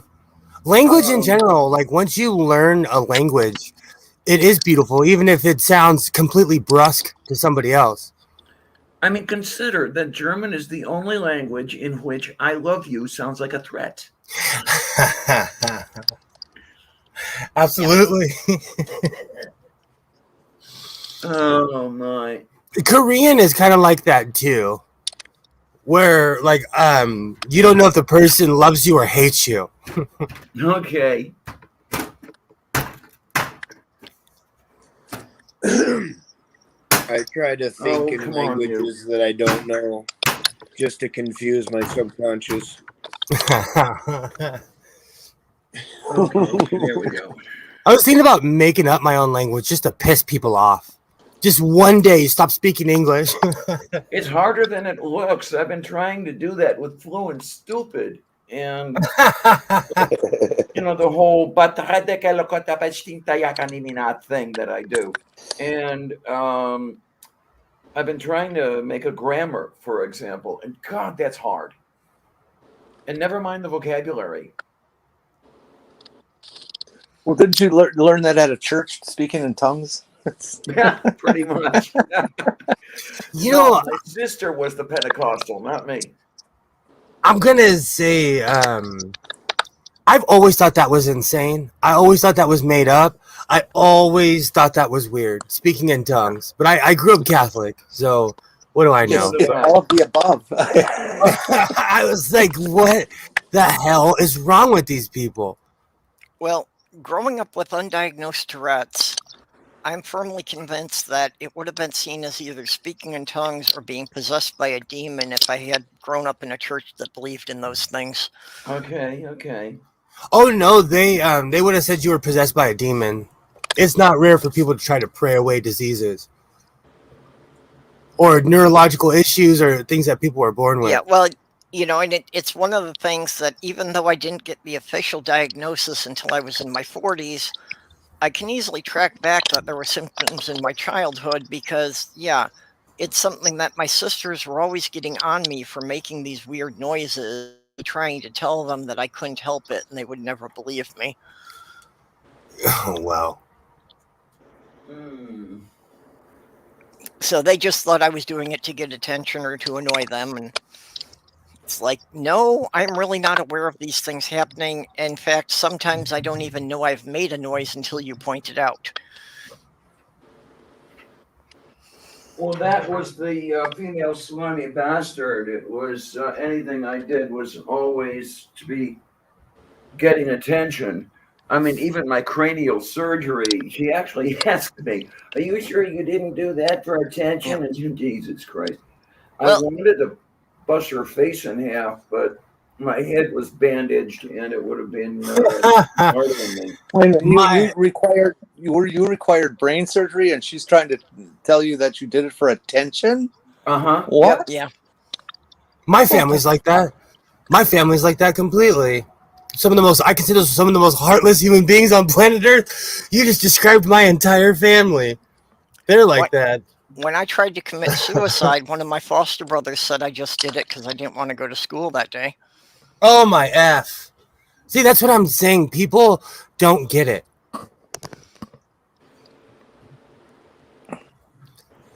And we have a kitty camera. You got a kitty over there? Yeah, Sylvia put her nose right up in the camera. Oh, that's right. There's the attention whore. No, she's not going to let me show it. She's going to hide. Oh, honey, come on. Get over by the camera, will you? Now she gets camera shy. Yeah, now she knows we're looking. Come here. Yeah, exactly. So now that you got the kitty camera, what you need next is the kitty laser. Then you got something. You see the kitty nose over there on the right? Uh-huh. Yep. Well, Diana was saying that she's using her laptop today because she's taking her regular computer apart. So, the laptop is just something kind of new in her environment. So Kitty has to check it out. It's something that's not there every day. And then what I need to do, I need to decide whether I want to take my laptop in for repair or if I want to try to do it myself. Those of you with laptops, have you ever had the vertical lines across your screen? Take it in if you can afford it. I'm thinking of it, yeah, because I don't know that I trust myself working on a laptop. Okay, I'll tell you really quick. Last Saturday, I had a problem and I almost erased. I was going to erase all the information on my computer, and I'm lucky I didn't, because the person at Apple told me if I had done that, I would have erased the startup program. Oops. So if I didn't know what I was doing, and I'm lucky I stopped myself. When I start getting emotional, I stop myself. Yeah, I'm like- I've known several people who have built their own computers but will not open up a laptop. I'm one of them. I love mine. I My repaired ex was good with laptops, but not me. fun. Yeah, that's the one thing I miss about living in Michigan. Is there were a couple of retired guys there who ran a computer lab at the community center. So they'd be there 2 days a week, and I could take my computers in. And yeah, when I had problem with my laptop, I just took it and left it with them for a week and got it back, and everything was fine, and I didn't even have to think about it. Mm-hmm. You know, and it's like they did everything on a volunteer basis. They weren't even expecting you to pay them, so it's like they'd do something like that, and I'd give them $20 or $50, whatever I could afford. Yeah. And I have the second laptop, so it's not like I'll be without a laptop at dialysis. Oh, that's good. Because I bought a cheap shit laptop, 4 years ago. I took it to Illinois with me to keep in contact with everybody. It cost me $125. And for $125, it's good enough. Yeah, my mobile computer is an old laptop. Oh, it's probably 13, 14 years old now.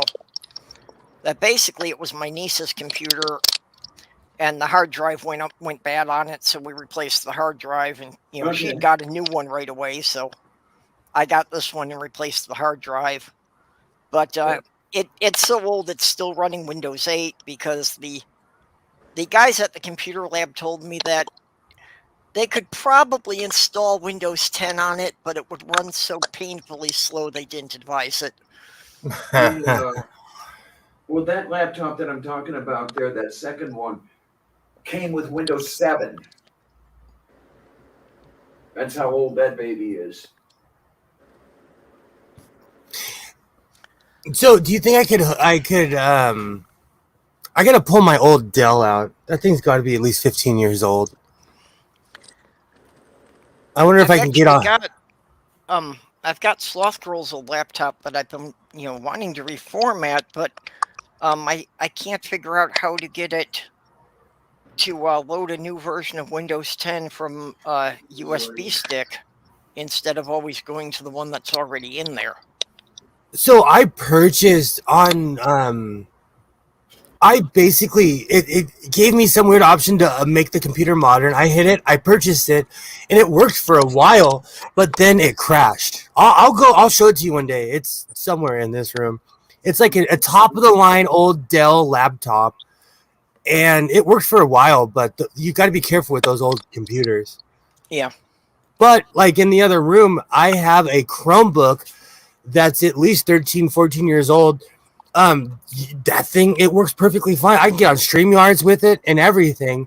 And I had another Chromebook that was like, one of those compulsive buys that I got off of Amazon. That thing didn't last me a year and a half. Well, Microsoft is in a constant race that every time the price of memory comes down, they have to do an upgrade of Windows to consume the extra memory. Oh my, where's my flashlight? I need my flashlight. You guys know about flashlight? I have mine somewhere within arm's reach. I should get rid of that thing. That old squid. It looks like, when you take a flashlight out, it looks like a squid.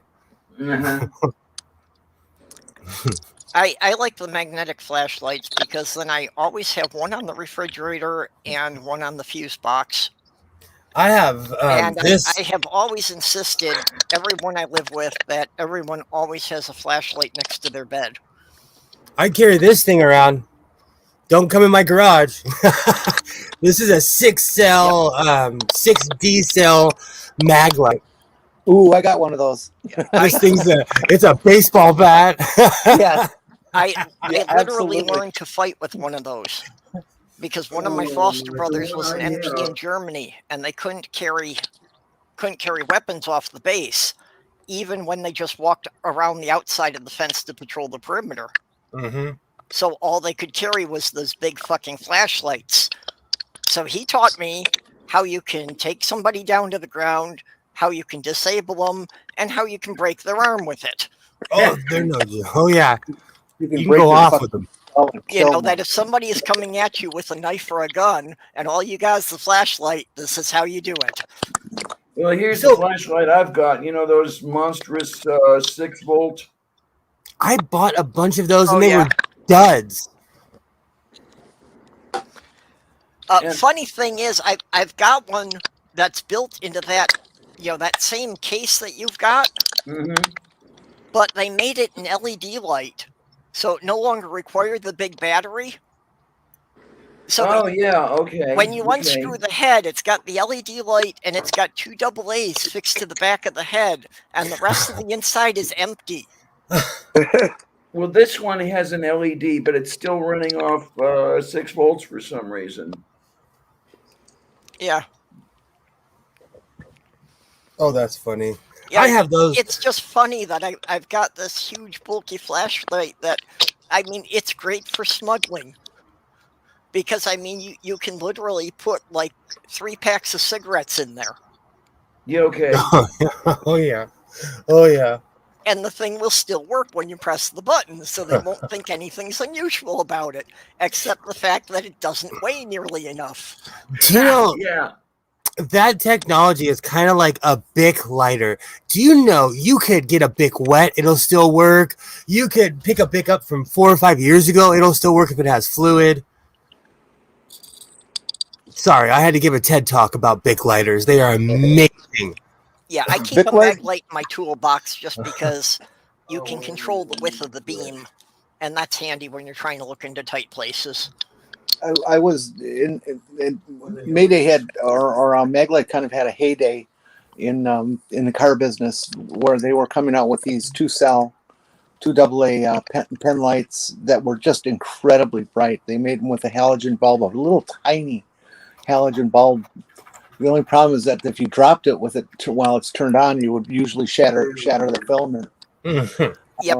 But they were just so durable, so tough to have in a car, and you could just do anything with them as long as you didn't touch That's the one I have in my toolbox, is the one you just described. Yeah, and you twist the whole top of the barrel to make it turn on. Yep. Yeah. Yep, and I've had that same flashlight in my toolbox for at least 15 years. And like I say, the only thing is when I dropped it on the concrete, I had to replace the bulb. When Maglite came out with that, they really bumped the whole industry up a few notches for case design and quality.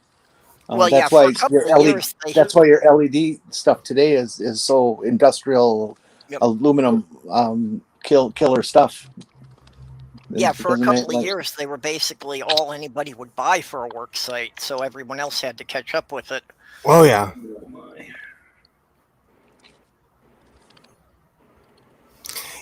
Mortals need light. I got addicted to flashlights when I was a kid, and my dad had this. I don't know its official name. We always called it his army flashlight, but it was like a 90-degree thing that you would hold. Oh yeah, I remember that Boy Scouts used to issue lights like that.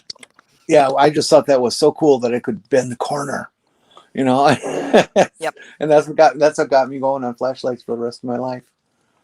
Yeah, and Doc, as far as mortals needing lights, the primary reason for having a bright flashlight is it helps you disable creatures of the night. Don't I fucking know it? Oh. Yeah, we'll hit you in the eyes with Pieces the of mag the light. night. Yep, we hit you in the eyes with the mag light, and it'll give us enough time to run away. Oh, that's my kryptonite, guys. Not that I'm inclined to attack anybody, but that's my weakness right there. If I go nuts and start attacking people, all you need is a flashlight to completely disable me. So yeah, I know they're excellent for driving away us creatures of the night. Well, you know what? Yowzers. That kind of hurt. Yeah. Why do you think we had such problems with vampires and werewolves in the old days when we only had torches, and you don't hear much about them now that we've got LEDs? Yep. It's true. Oh, Perp, I gotta take off. okay. It's just time. I have to. I gotta get cute and meeting worthy for in the next 4 hours. Okay. So So you got an appointment coming up.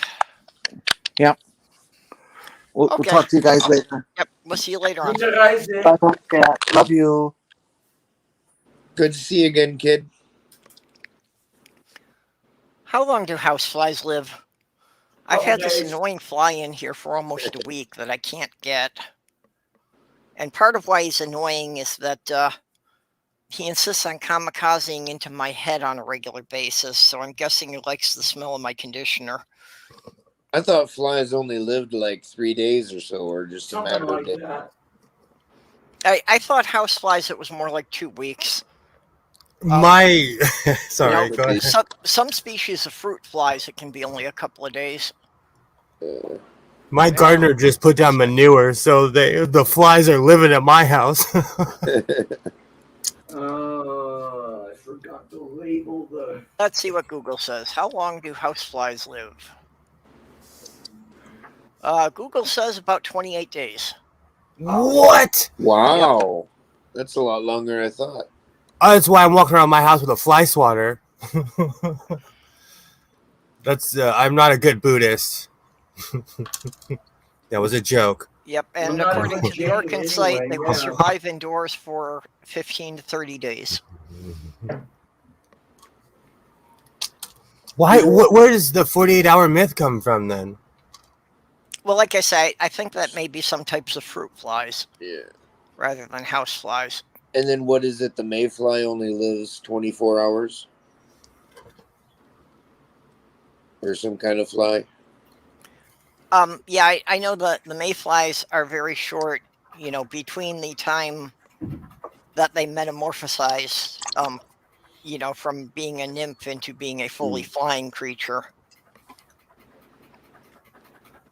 Okay, it's not that one. You know what you call a fly with no wings? A What's wasp.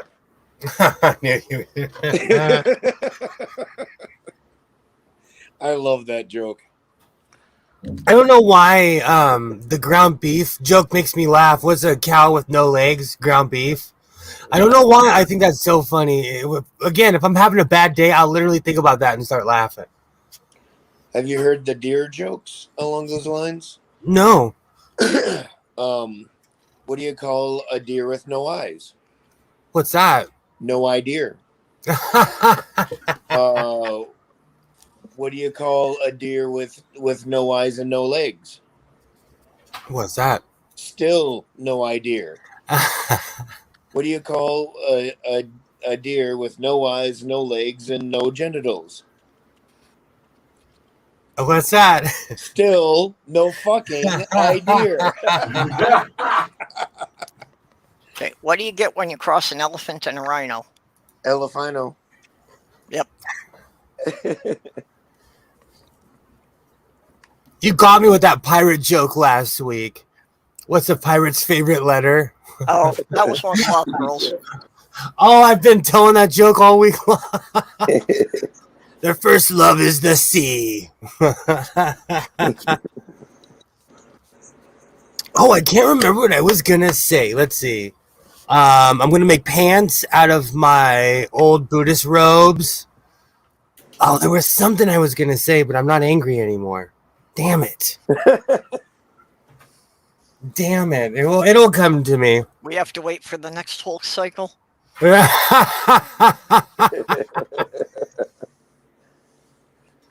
Lou Ferrigno was buff. I'm just angry.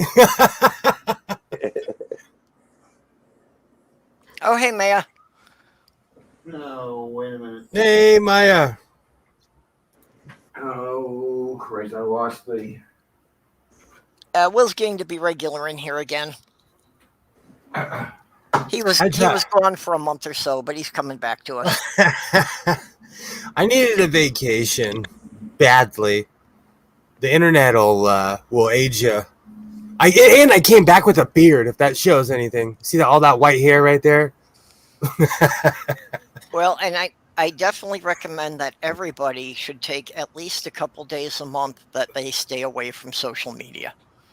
You know, you need a chance to have a break from it on a regular basis. I've been doing that lately. Like, I watch, like, you know, there's certain people you watch. I watch because I love certain people that I watch. But besides that, I don't immerse myself in certain topics like I used to because they were driving me insane. Like, I know more about like gender critical arguments than I ever wanted to know. Or like I used to watch a lot of like Little Light Studios. I don't need to know the opposition side so much that I'm watching their crappy content, you know. Okay, Mate says an atheist, a rabbi, and a priest walk into a bar. You'd think one of them would have seen it. Then there's the one that an atheist, a priest, and a rabbit walk into a blood bank. The rabbit says, "I think I may be a typo." I almost spit my coffee out on that one. And I don't go on Facebook on the weekends also because that's when people start wolfing on Facebook and saying all the cool things they're doing, and I know they don't pay their bills. Yeah, I literally have only gotten onto Facebook once in the last year, and that was just on my birthday to clear all the notifications. The only reason I even keep a Facebook account anymore is because a couple of the YouTube channels I follow for woodworking and for Lego builds will sometimes post instructions on Facebook. So that's it. I only go to Facebook to go and download the patterns, and I don't read anything. I started making money off an old sewing machine Facebook group. But like I said, I only go on my sports groups, and that's about it. Oh, yeah, I use Twitter use Facebook for all my sports groups because I have no interest in sports. Well, I played old man hockey, which was like a beer league, and it was the huffiest, most laughy thing you've ever seen in your life. A bunch of old guys on skates playing hockey, trying not to get hurt. So, like, I'm in a group with them where we talk trash about professionals because we're old. Oh, okay, this is what I was going to say. So, the Los Angeles Dodgers have Albert Pujols. And for people who aren't necessarily indoctrinated in baseball like I am, Albert Pujols is an absolute home run hitter. Just an amazing human being. And he's towards the end of his career. And they call him Grandpa Pujols, or they'll call him Tío Pujols, which means uncle. The other day, I'm watching the Dodger game, and I asked the question, Alexa, how old is Albert Pujols? Albert Pujols is 41 years old. I'm 40. I will no longer be calling Albert Pujols Tío. I thought he was at least 10 years older than me. He's my age. And he's considered old. He's considered the old man on the Dodgers. Oh, it made me sad. Yeah, originally I had only used Facebook because it was a way that I could post things for all the relatives to see it. But through the Trump era, it got so toxic, I just couldn't deal with it anymore because People I had been friends with for a long time, just some of the comments coming up, I just couldn't handle. Imagine seeing suburbians such as I know at least 8 or 9 black Trumpers. People I've known my whole life. Somebody that like I've literally grew up with. I call him Tiger Woods because he eerily looks like Tiger Woods. Yeah, for me, it was a lot of that. I wound up going around and around too many times about gun control, and it's like, I think we both said all we can say about this at least a half dozen times. I don't know why you bother to bring it up anymore. Yeah, exactly. There's a lot of subjects like that where I'm like, Main tab. We need to stop arguing about this. That's why I don't argue with Christians anymore at all. Like, we can agree to disagree. I think a lot of it's made up. I'm not going to argue with them anymore. Yeah, that's why I had thought about doing response videos, and I decided no. And I may still do occasional ones, especially for people who continually keep going on about the same bullshit. At some point, I have to irritate Ken Ham enough for him to call me out, so I can get that spot on Apologia. I wanted to. I watch a lot of African television, so like I'm gonna pick a region that Esther isn't talking about, but then like I really don't. I don't know. Like I watch a lot of Nigerian television, and they are lit when it comes to religion. Like a newscaster will be like, "Oh, I had a dream about hell last night. You should repent." And I'm like, dude, this is the news. Like, aren't you supposed to not be saying that on the news? They're the blurry lines. Yeah, Maya, it was crazy to see how many people supported Trump. Yeah. Well, and again, one of the problems I had with Michigan, my cousin who I was working for was a big Trump supporter, and I just riding around in the truck with him every day, and it's like, okay, you're a small business owner. Why can't you see that virtually everything Trump has done has been a negative impact on your business? Mm-hmm. Oh, yeah. I've said the same thing. You're good.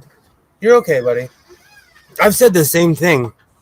I will say this till I'm blue in the face. I don't understand why people vote against their own interests. Maybe that's my naivete. I don't believe in hurting myself if I don't have to. Well, one of the things I have heard from people, okay, this is specifically Kentucky, but I think it applies everywhere else.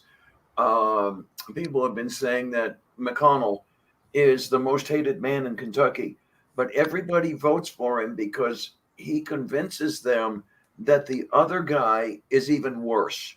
So the way people are told, you may be bad off, but look at that N-word over there, and you're not that bad.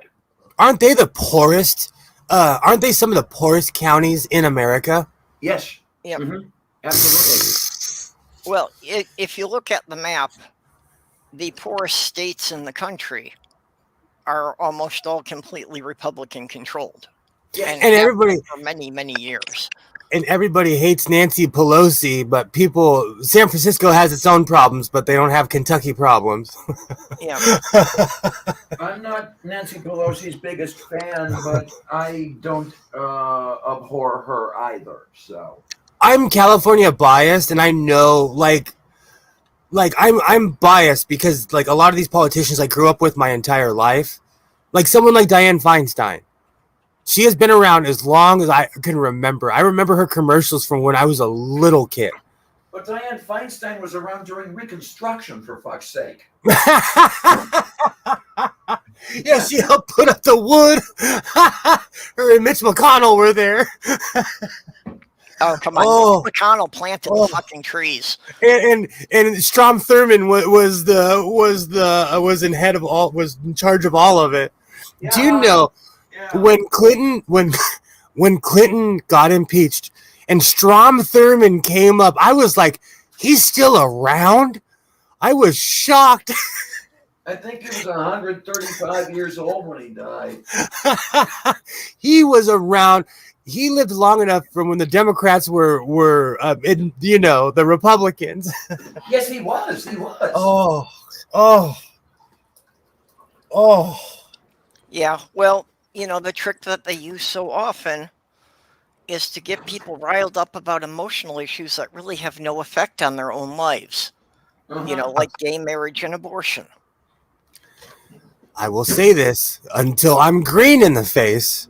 If you don't want a gay marriage, don't have one.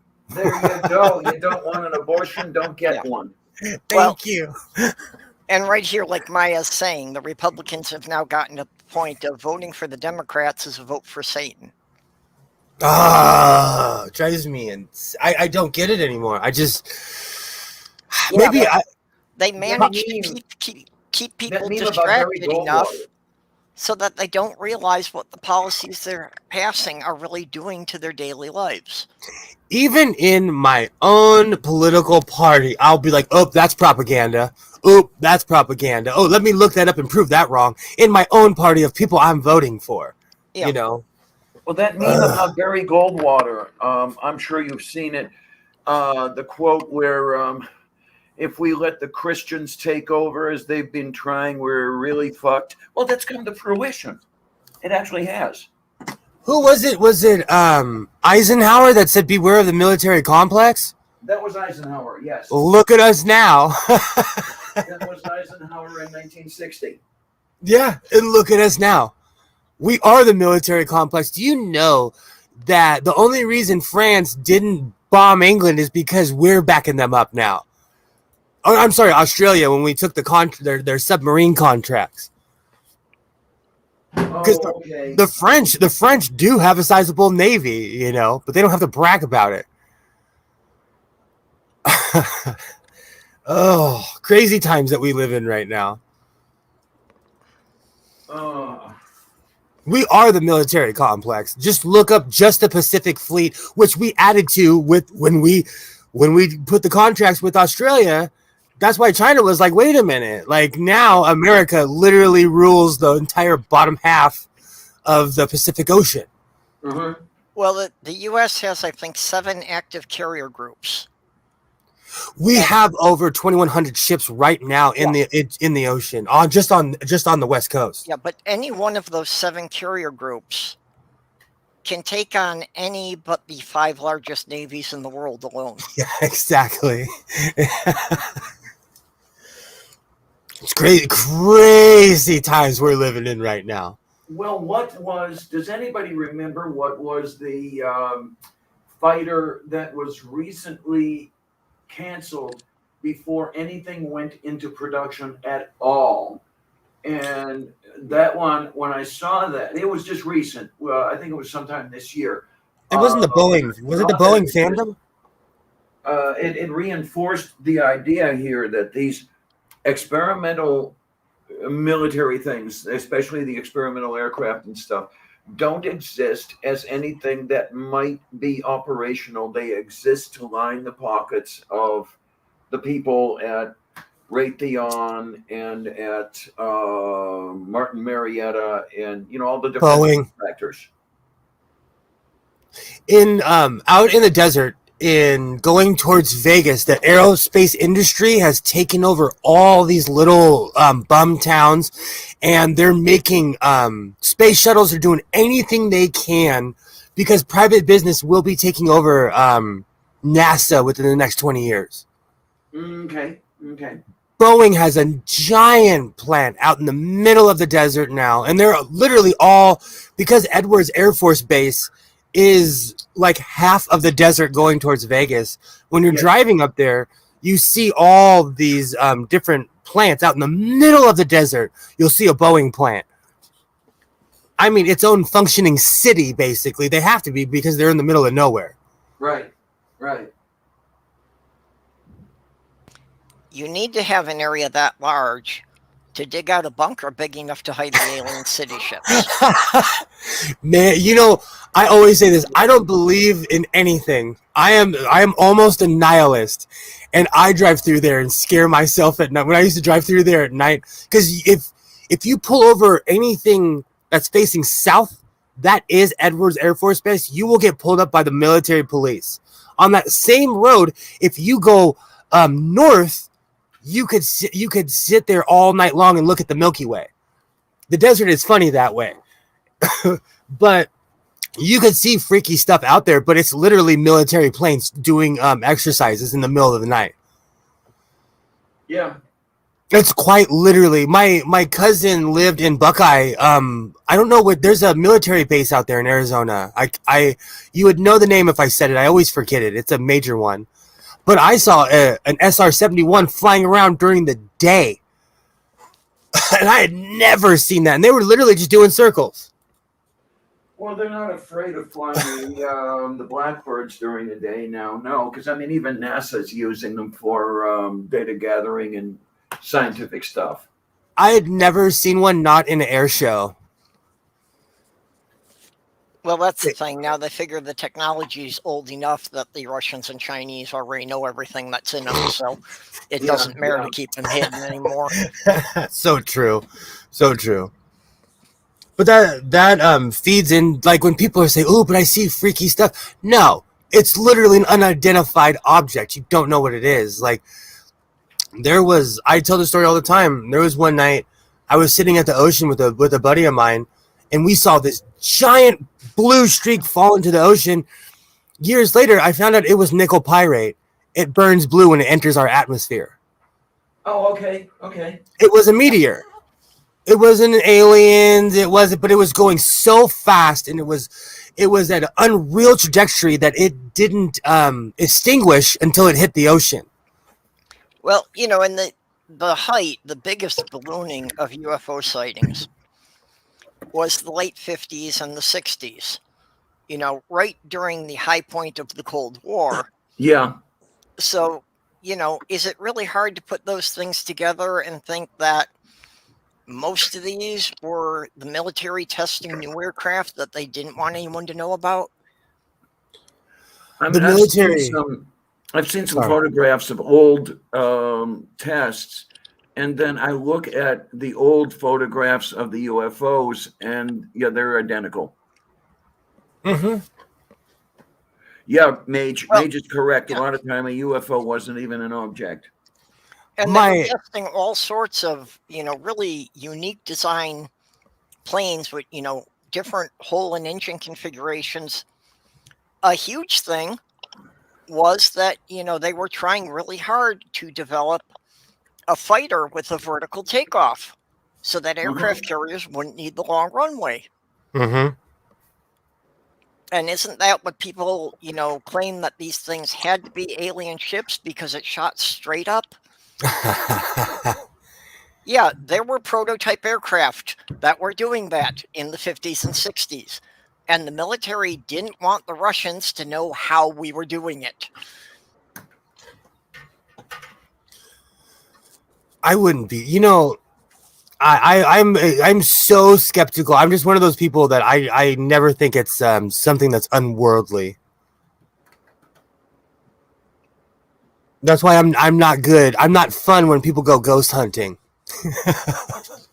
I'm the guy asking questions and saying where's the bathroom the entire time. Oh my. Okay, there's. It's kind of like when my mom brought the priest over last week. Oh, well, she got her house blessed, and the guy showed up at my front door, and he's like, "Look, your mom begged me to come over here," and I was like, "All right, come on in, but I'm gonna talk to you and clown you the entire time." You mean people still do that? They get their houses blessed and their bicycles blessed, and oh, you can get in, you know. And when I was a little kid, it was not rare for people to bring their Ferrari, their shotgun, their golf clubs, you know, their Harley, whatever, to get blessed. Well, when I was a little kid, that was very, very common, but I was a little kid 60 years ago. I was a little kid 30 years ago, and they were still doing it. They were still doing it. You know, it's funny. It's funny how times never change. To me, like the guy was walking around my house throwing water on stuff. Yeah. And People don't change is the thing. People basically don't change. Technology just allows us to do things faster. That's my dad used to always say that about Yamacraw Village in Georgia. He said the only thing that changed were the cars. Instead of old, 1920 Studebakers on the lawn, there were 1970 Camaros on the lawn. Yep. Well, that's my instructor at the Technical Institute when I was taking computer programming said that, computers cannot think. All they can do is, run calculations, run numbers. Yes. The thing is that they can run the numbers thousands of times faster than a person can, which means they will make the mistake you tell them to 10,000 times before you can stop them. It's true. Oh my gosh. If you don't think that's true, just go to a thrift store when someone does a misprint on a t-shirt. You'll get, like 150 copies before they figured out they spelt something wrong or the design was upside down. Or I buy shirts like that all the time. I love misprints. Yeah, and then if you want to see the misprint later, you just go to Uganda, and that's where they send them all. Well, they wear all of our old, like in certain countries, they think the Buffalo Bills won the the Super Bowl 4 or 5 years in a row. Like, yep. They get the opposing clothes. They think the Atlanta Braves won the '91 World Series. Like, they always get the opposing shirts, Because to get ahead, to be able to sell the shirts for the winning team the next day, they're printing these things up months ahead of time. So yes, they print them for absolutely. both sides winning. I saw that even with the Haitian refugees. I was like, oop, that shirt's bootleg. Oop, that shirt's bootleg. Like, I spotted it right away because we send our mistakes to other countries. Well, I remember when the Cleveland Indians were printing World Series tickets in July because they weren't, 35 games out of first place. Now, this was 1969, mind you, but still. You know what? Even this shirt is a misprint because the American standard is supposed to be on this side. I have a ton of misprint shirts. Yeah, that's a common misprint I see a lot, is that for some reason it came out as a mirror image and they didn't catch it until they'd printed a couple hundred. Usually it's a programming issue because if you're doing it like shirt by shirt, you're going to notice. Yeah. That's why they say measure twice and cut once. Absolutely. That's actually a lot of the denim I buy are considered damaged or mislabeled. There's always something because someone missed a stitch or the collar is half an inch off or something.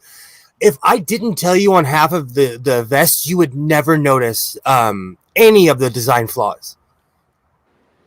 I think there's an exception to that rule.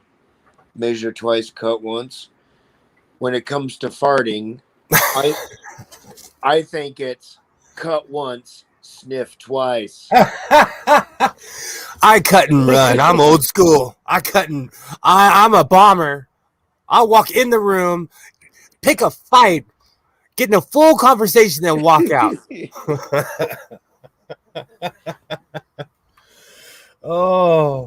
Oh man, no, I can't. See, I can't.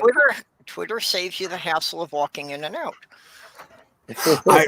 Twitter is bad for my blood pressure. I'm gonna need nitroglycerin. Twitter, there's been times where I had to stop. See, this is what Maya was talking about. There are times where Twitter gets me so mad. I walk out in front of my house and I'm like, wow, I'm mad at somebody in South Carolina right now. Or like, I want to fight someone in Florida that I didn't even know. I didn't even know this person existed 5 minutes ago. And now they're my enemy. Twitter is bad. When the whistleblower is what they're calling her. Where I'm from, whistleblowers are popular. But anyways, the whistleblower, she said that Facebook gears you towards depressing and anger. Like, who did not know that? Who did not know that the algorithm is literally trying to sell you everything and push you towards a fight? Because conflict breeds you don't think when you're angry. You don't think when you're scared.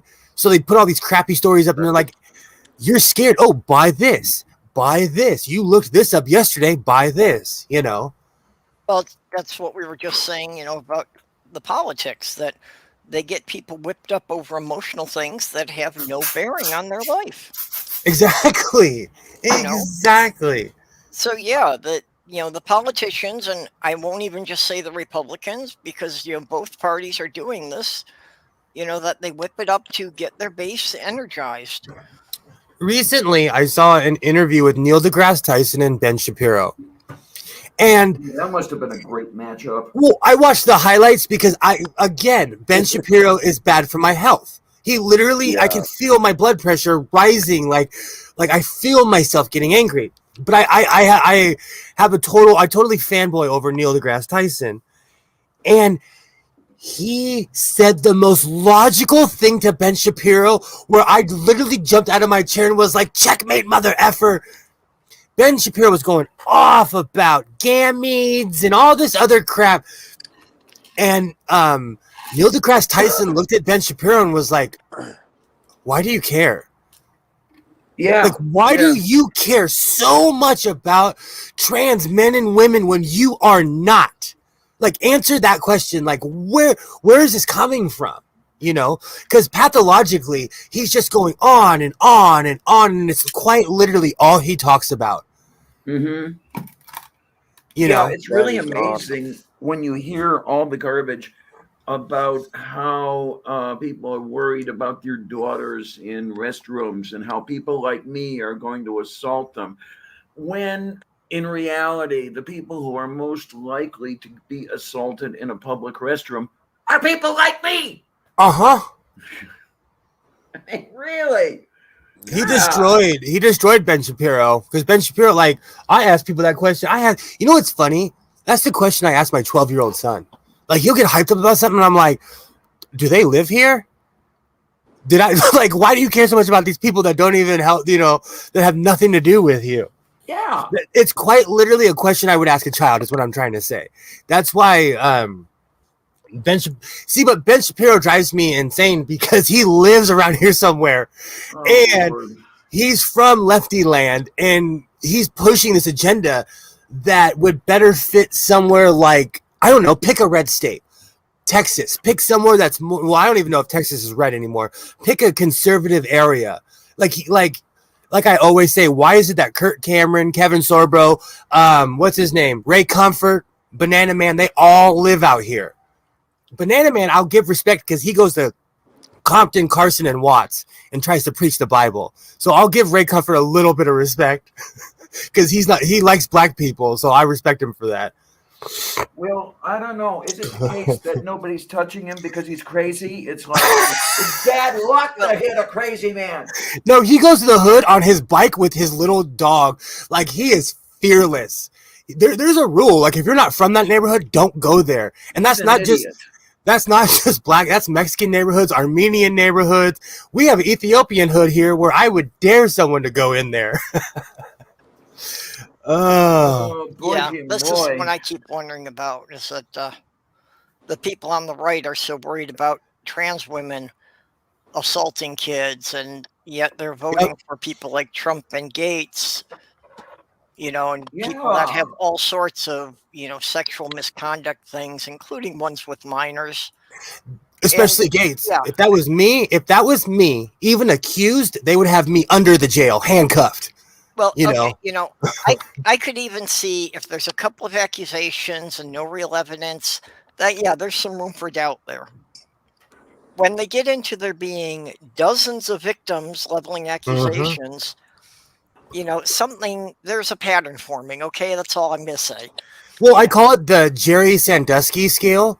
By the time they catch their person, they've had 90-something victims. The average male predator is like that, especially when it comes to kids. They find this with the church, too. By the time they catch up with these guys, they have an army of victims. Well, did you see the headline just a couple of days ago where commission in France found out, determined anyway, that the French Catholic Church had thousands of, I think it was thousands of priests. So some untold number of victims over the last 60 or 70 years. The French Archdiocese admitted to having hundreds of thousands of molesting priests over the years. Over the years. This is over time, This is since 1950, since before I was born. Yes, but before I was born. The Vatican's official statement was, and I'm going to quote it because it pissed me off so much I remembered it. The Pope is deeply saddened by these events. Oh, fuck that. 3 days, I think it was 2 days ago, I lost my shit in this garage. I watch libertarian radio because it's just people talking while I'm sewing. And libertarians, get your shit together. But anyways, they were on one of the news scrolls. They kept on playing that over and over. And I was like, F the Pope. Like, one of the most useless positions on earth. The Pope is deeply sad. Who cares about your effing emotions? Who cares about what you even think? Don't even get me started. I was raised Catholic. They should tear that place down and turn it into a Wendy's. Uh-huh. I'm serious. Open it up. You can't eat art. Sell it all. I'm heartless when it comes to the Catholic Church. I will Jenny Gump that bitch. I will go there with a bulldozer and tear down the Catholic Church. I am not a fan of the Catholic Church at all. Yeah, look at the Vatican, and I mean, is that what Jesus was preaching about? Really, the most opulent, the most gaudy, the most vain fucking construct of them all. Of them, I mean, they're walking around with chains. More vain than the fucking pyramids, man. It's thick. Yeah, and like the Pope and the bishops are supposed to be, like this example of supreme virtue that everyone should be striving for. What? When he recently said that thing about gay marriage, again, that was another time where I was like, go stuff yourself, Pope. Where like the Pope basically said gay marriage is an abomination or he can't agree with it. Again, I was like, F what you think. Who cares what you agree or disagree with? But I don't look at him as an authority figure. Well, he thinks that people like me and purple are abominations. I agree with you, Mage Grey Wolf. Libertarians piss me off too. A lot of talk. No, I agree with you, Diana. Like that, and see, that's the problem. There's so much infighting amongst groups that we forget that these people literally want to murder all of us. Yes. Yeah. Literally, if you don't agree with their made up deity, they want you gone. Anyone who's a deviant. Oh, yes. Which goes back to the word heathen, deviant. These words were used to basically anybody who wasn't Catholic back in the day or part of the church, Right. I don't know. Between what's happened in Canada, like, don't even get me started on the Catholic Church. Don't even get me started. Well, did you know that is where the term fag comes from? Oh, a burning homosexual. Yeah, that in England or in Europe, a fag is a bundle of kindling to start a fire. Yes, yeah. So when they did the witch burnings, to make sure that the fire was hot enough to kill the witch before they could recite an incantation and curse the village, they would test it by throwing sexual deviants on the flame first. Okay. So sexual deviants were faggots, and that's why gays are fags. Man, that's a whole new definition to flamer, too. Hey, Robert X! Robert, sweetie. I am the conjurer of the singer sewing machines. Sir Singer, godless singer. And Singer, just like Husqvarna, if you'd like to sponsor me, that's Godless Sewing at godlesssewing.com. I went and bought that again. They sent me that email. So Godless Sew. So I own Godless Sewing again. Where did I put where did I put my screws? He tells horrible jokes, but will still keep you in stitches. I try not to make sewing references in my videos, but I did say looming the other day and didn't even realize it until I watched it back. Horrible person. There's nothing wrong with, saying jokes that only people within a particular community or hobby are going to get. But it's so in my language that, like, to me, looming is that, like, okay, perfect example. Where I'm from, if you have a boss that hovers around and looks around corners, we call them the squirrel. I've had quite a few squirrel bosses. Squirrel? Yeah, because squirrels are squirrely. They're peeking around corners, you know. So it's not rare to have a squirrel as a boss. No, but apparently, again, it's just a regional thing. I haven't heard that used around here. Between Northern California and Southern California, it's like a different language. Especially Northern California, they quite literally, that's where Ebonics came from. They literally have a different language in Northern California. Like I said, I generally break the U.S. into like 6 regions, as far as that they each have their own separate language and culture. And yeah, California is a separate region in itself from anything else. When I was younger, I had a good friend come from Hamburg, Germany, and stayed here during the summer. That's when I realized that as Americans, we speak in slang. Yes. I literally had to change my language while I was talking to him because a lot of the things he didn't understand. But when he left, he was speaking Southern Californian. That is so unfortunately true. Well, I keep having to point this out when people talk about, Americans on the internet.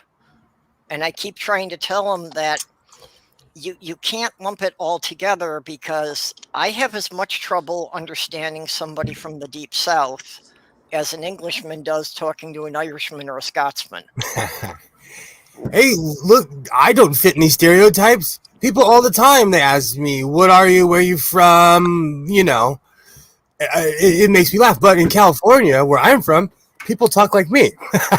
Yeah, but I get in a conversation with somebody from Georgia or Alabama, and it's like, yeah, there's hardly a sentence in there that you didn't use a word I don't understand. I have family member from Savannah, Georgia, and Clinton, South Carolina. Shout out to Clinton, South Carolina. And it's funny when we get in the same room. Almost laughable. Because I say what so many times they get offended.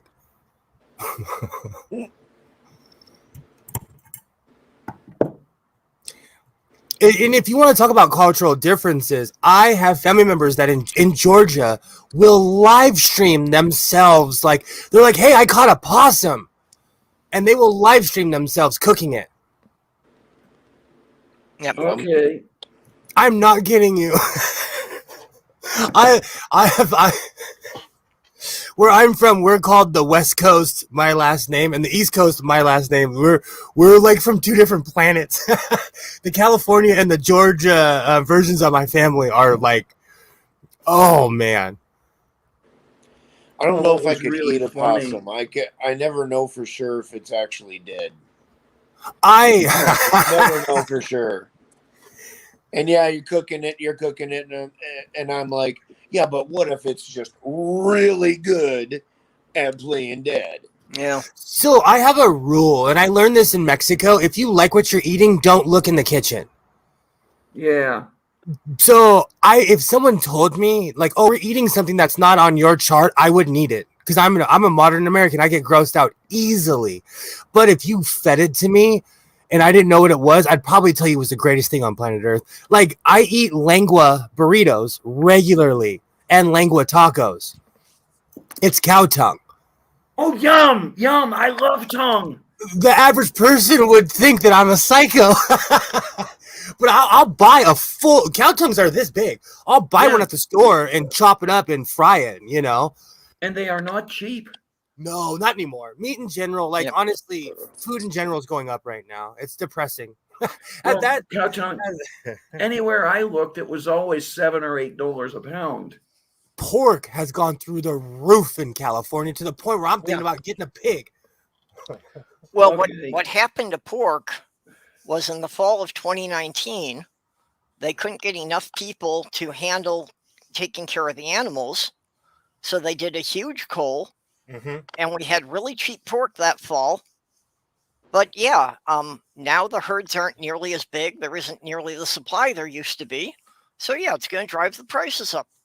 It's going to stay that way, you know, probably for 6 to 10 years. Until the herds get back to the size they were, and that'll moderate the price again. I'm obsessed with pork. That's why I couldn't be a Jew or a Muslim. Well, besides other things, but like.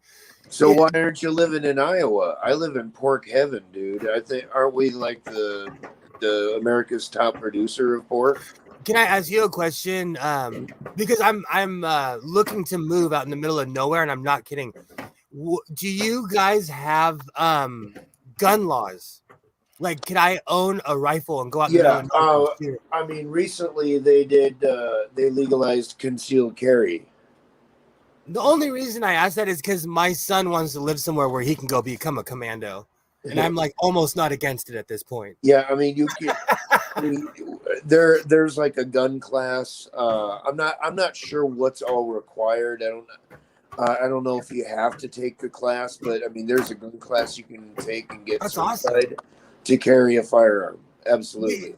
Like right now, Isaiah's in this program. It sounds so bad, but it's our local gun club, and they basically teach kids gun safety, to not be scared of them, you know, and how to properly take care of it. Okay, and yes, Doc, you are correct. That Iowa is not only the largest pork producing state, but Minnesota is second, and Iowa produces about 2.5 times what Minnesota does. Damn. In fact, Iowa produces about as much pork as the next 5 states combined. Well, I'm doing my part. Y'all can have it because I don't fucking touch pork. Any of it. What? Can I ask pork why? Pork chops, bacon, ham, none of that shit. Is it a health issue, or you just don't like the way it tastes? I pretty much don't like how it tastes. It's as bad as liver to me. I just can't stand it. You know, I grew up as a carnivore, so I feel like a lot of the habits I have is just because I don't know any better. Like I grew up eating a lot of pork because it was cheaper than everything else. See, it's weird because I'm German and Irish, and I make terrible of both because I can't stand most German food, Braunschweigert, and you know the livers and just the most disgusting bits of the animal, and you know pork feet and shit like that. No, thank you. And okay. Consider yourself lucky you didn't grow up in an Eastern European household. We eat all that shit. Yeah, and alcohol. I'm not good with alcohol. I'm just not. Between being German and Irish, I should be a fucking the lush. Slovaks and Polacks are a bunch of drunks. Hey, I quit drinking. It just doesn't agree with me. I get sicker than a dog. It's what happened to me. It's not something I do very often at all. I can't. Does it like make you feel like you're dying the next day? Oh yeah, I do get pretty awful hangovers, and I have digestive issues, Mm-hmm. so I pay an extra toll that way too. And it's just, I don't know. I'm I still quit trying to drinking. process the concept of somebody who doesn't like eating bacon. I I mean, cooking it and cleaning it up is a pain in the ass, but if somebody else is going to make it, you're still not going to eat it? I used to eat it. I mean, it's probably my least hated part of the animal, but I don't know. I just got Yeah. sick of it too, and Bacon is my blood type. I had bacon this morning. That's the way I am with garlic. I put I garlic have on bacon everything. deodorant, bacon toothpaste. Oh, I could go full what is it? Bubba, not Bubba Gump. What's his name from Forrest Gump? Cocktail shrimp, horse shrimp. Well, his I name was love that Bubba movie. something or other. Yeah. I love that movie. I absolutely love that movie. There is a scene in Forrest Gump where they show Bubba's family go from being slaves to where his mom, after she literally goes from the actress who was playing the slave to being the owner of the house because they made so much money when Forrest Gump sent him a check. And there was one time, my dad was from Savannah, Georgia. He was from like the apartheid South. And there was one time on the ranch, we had a work crew on the field. My dad called me on the radio. He was sitting on the golf cart and he's like, come sit with me for a second. And he lights up his pipe. I sit next to him and he's like, look out in that field. And I said, okay. He's like, and he was a funny guy, but he's like, our family has finally come full circle. And it took me about 2 minutes to dawn on me what the hell he was talking about. But that was my dad's like Forrest Gump moment of like, literally came from slaves to owning his own property and having white people work in his field. Cool. It was that one moment for him where he was like, full circle. But they were paid. Actually, no, they were from this place called Bible Tabernacle, which churches, they get these giant compounds. They basically hold people out of jail hostage. Oh, yeah. They'll say, oh, we'll be your work release program, but you're basically joining a cult. Yep. Yeah. Where I lived up in Michigan, there was a Bible study camp like that was supposedly a drug and alcohol rehab program, but it really was just a work camp. And we paid them well, and I swear that money did not go to any of them because when I went to their compound once to drop off a check, it was a literal compound. Those people cannot leave the property. They had other people guarding the front. Like I was it's the same thing that they people would go there to hire day labor for like $10 an hour, but the people who actually lived there were getting less than $2 an hour for their work. And to no shock to anyone, that place was shut down because of corruption and torture. Yeah. Speaking of which, where I lived, it was still being applauded as being such a great program and how virtuous they were. Has anyone heard of Tony Alamo? Who? What's that? So Tony Alamo, let me get up close. Okay, so you see that guy right there? That's Tony Alamo. Tony Alamo owned a bunch of properties out in the middle of nowhere and would bring people off the streets to join his cult. And he went to jail because he liked dating minors. And they still have his churches all across Southern California. And they are places where they steal people from the streets of downtown LA. They say, oh, you want a better life? You're homeless. Come help us. They take them 45 miles out in the middle of the desert and they're captured. And when I was buying that sewing machine, I had my car parked right up in front of the place, and someone who was a part of the organization put that on my car. And I asked him flat out, I was like, hey, do you live on the compound? And he's like, I can't tell you. And just kept walking, not realizing he just put a leaflet on my car. So it's really sad that even though this guy's in jail, they still are allowed to use his name and his organization. There we go. I just don't understand it. Like someone who's a convicted child molester, they can use their name as for a church. Yeah. Well, obviously the story hasn't gotten out enough. Otherwise, it would be bad for them to be using his name. Oh, it was huge here. And, you know, he got busted so long ago. I was probably Isaiah's age when he got busted. Yeah. But it just shocks me that they still use his likeness in there. It just means there was a big enough group of people who never believed the accusations. That's insane. The man went to prison. He's still in prison because of it, you know?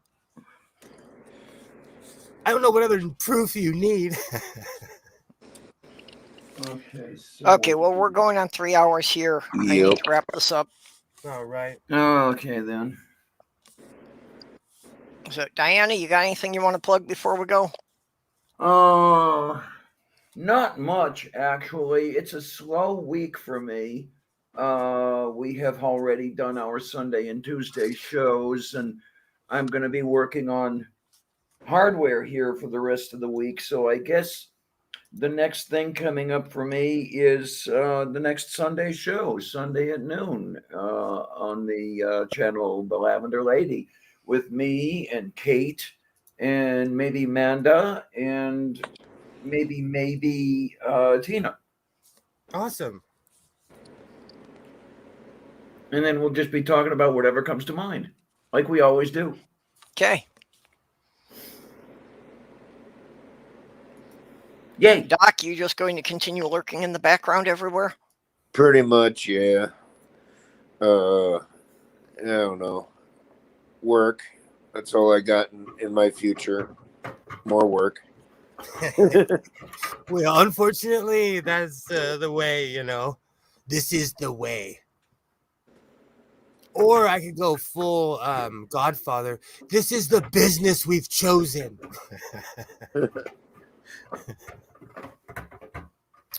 And I am Godless Sewing of the Godless Sewing channel. Human trash fire.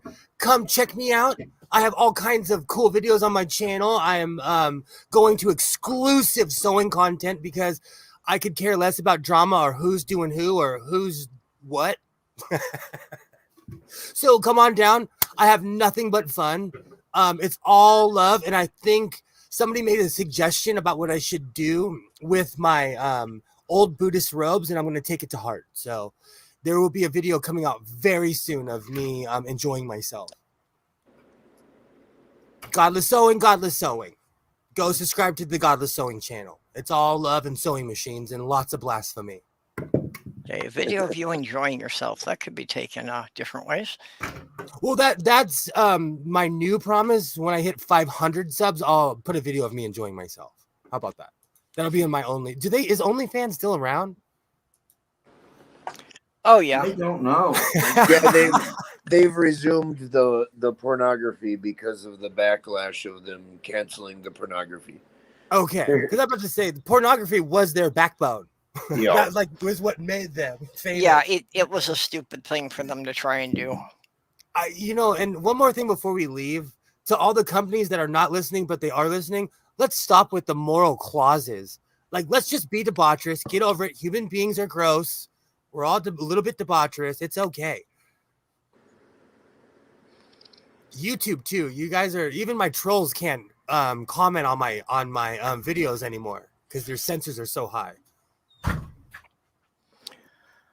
Yeah, well, and of course they need to stop the thing of having bots, you know, blocking the people refuting bad information while they leave the bad information up there. Exactly.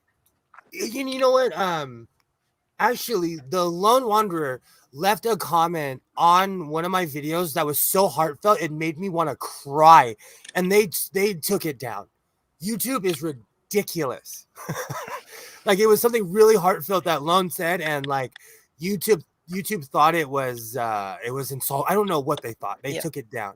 I would think at very least YouTube could be smart enough not to delete comments that are by people who are approved as moderators on my channel.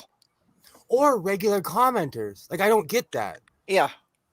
You know, but I mean, you've got that whole thing in the YouTube studio that you can pre-approve some people, that you don't have to look at theirs.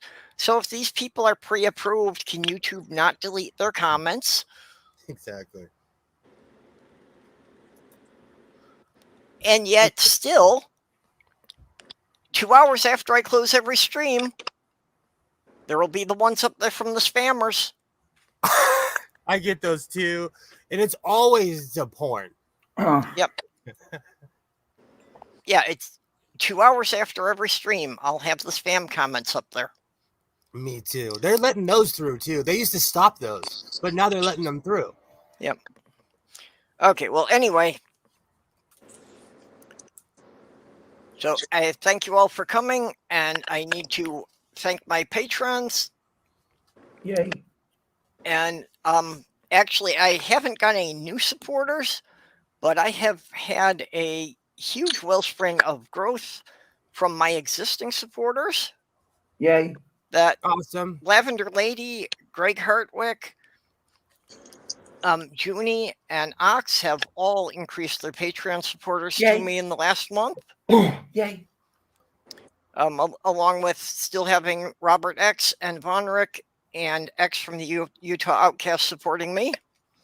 So, you know, this has really been pretty huge for me, people. I really appreciate it. And yeah, literally, without any new supporters, my income on Patreon has more than doubled in the last month. That's great. That is so wonderful. You know, you people are wonderful. Some of you I worry about because I think some of you probably need your money more than I do. Oh, please, honey. But I thank you all very much. So with that, I will be back here tomorrow night at 10 p.m. So, yeah, people need to remember that the Thursday night show is no longer midnight. It's now 10 p.m. Central, so 2 hours earlier than it used to be. And that's remember that. And that's 8 o'clock for all the dudes and dudettes on the West Coast. So, okay. And we will see you all tomorrow night. Bye-bye.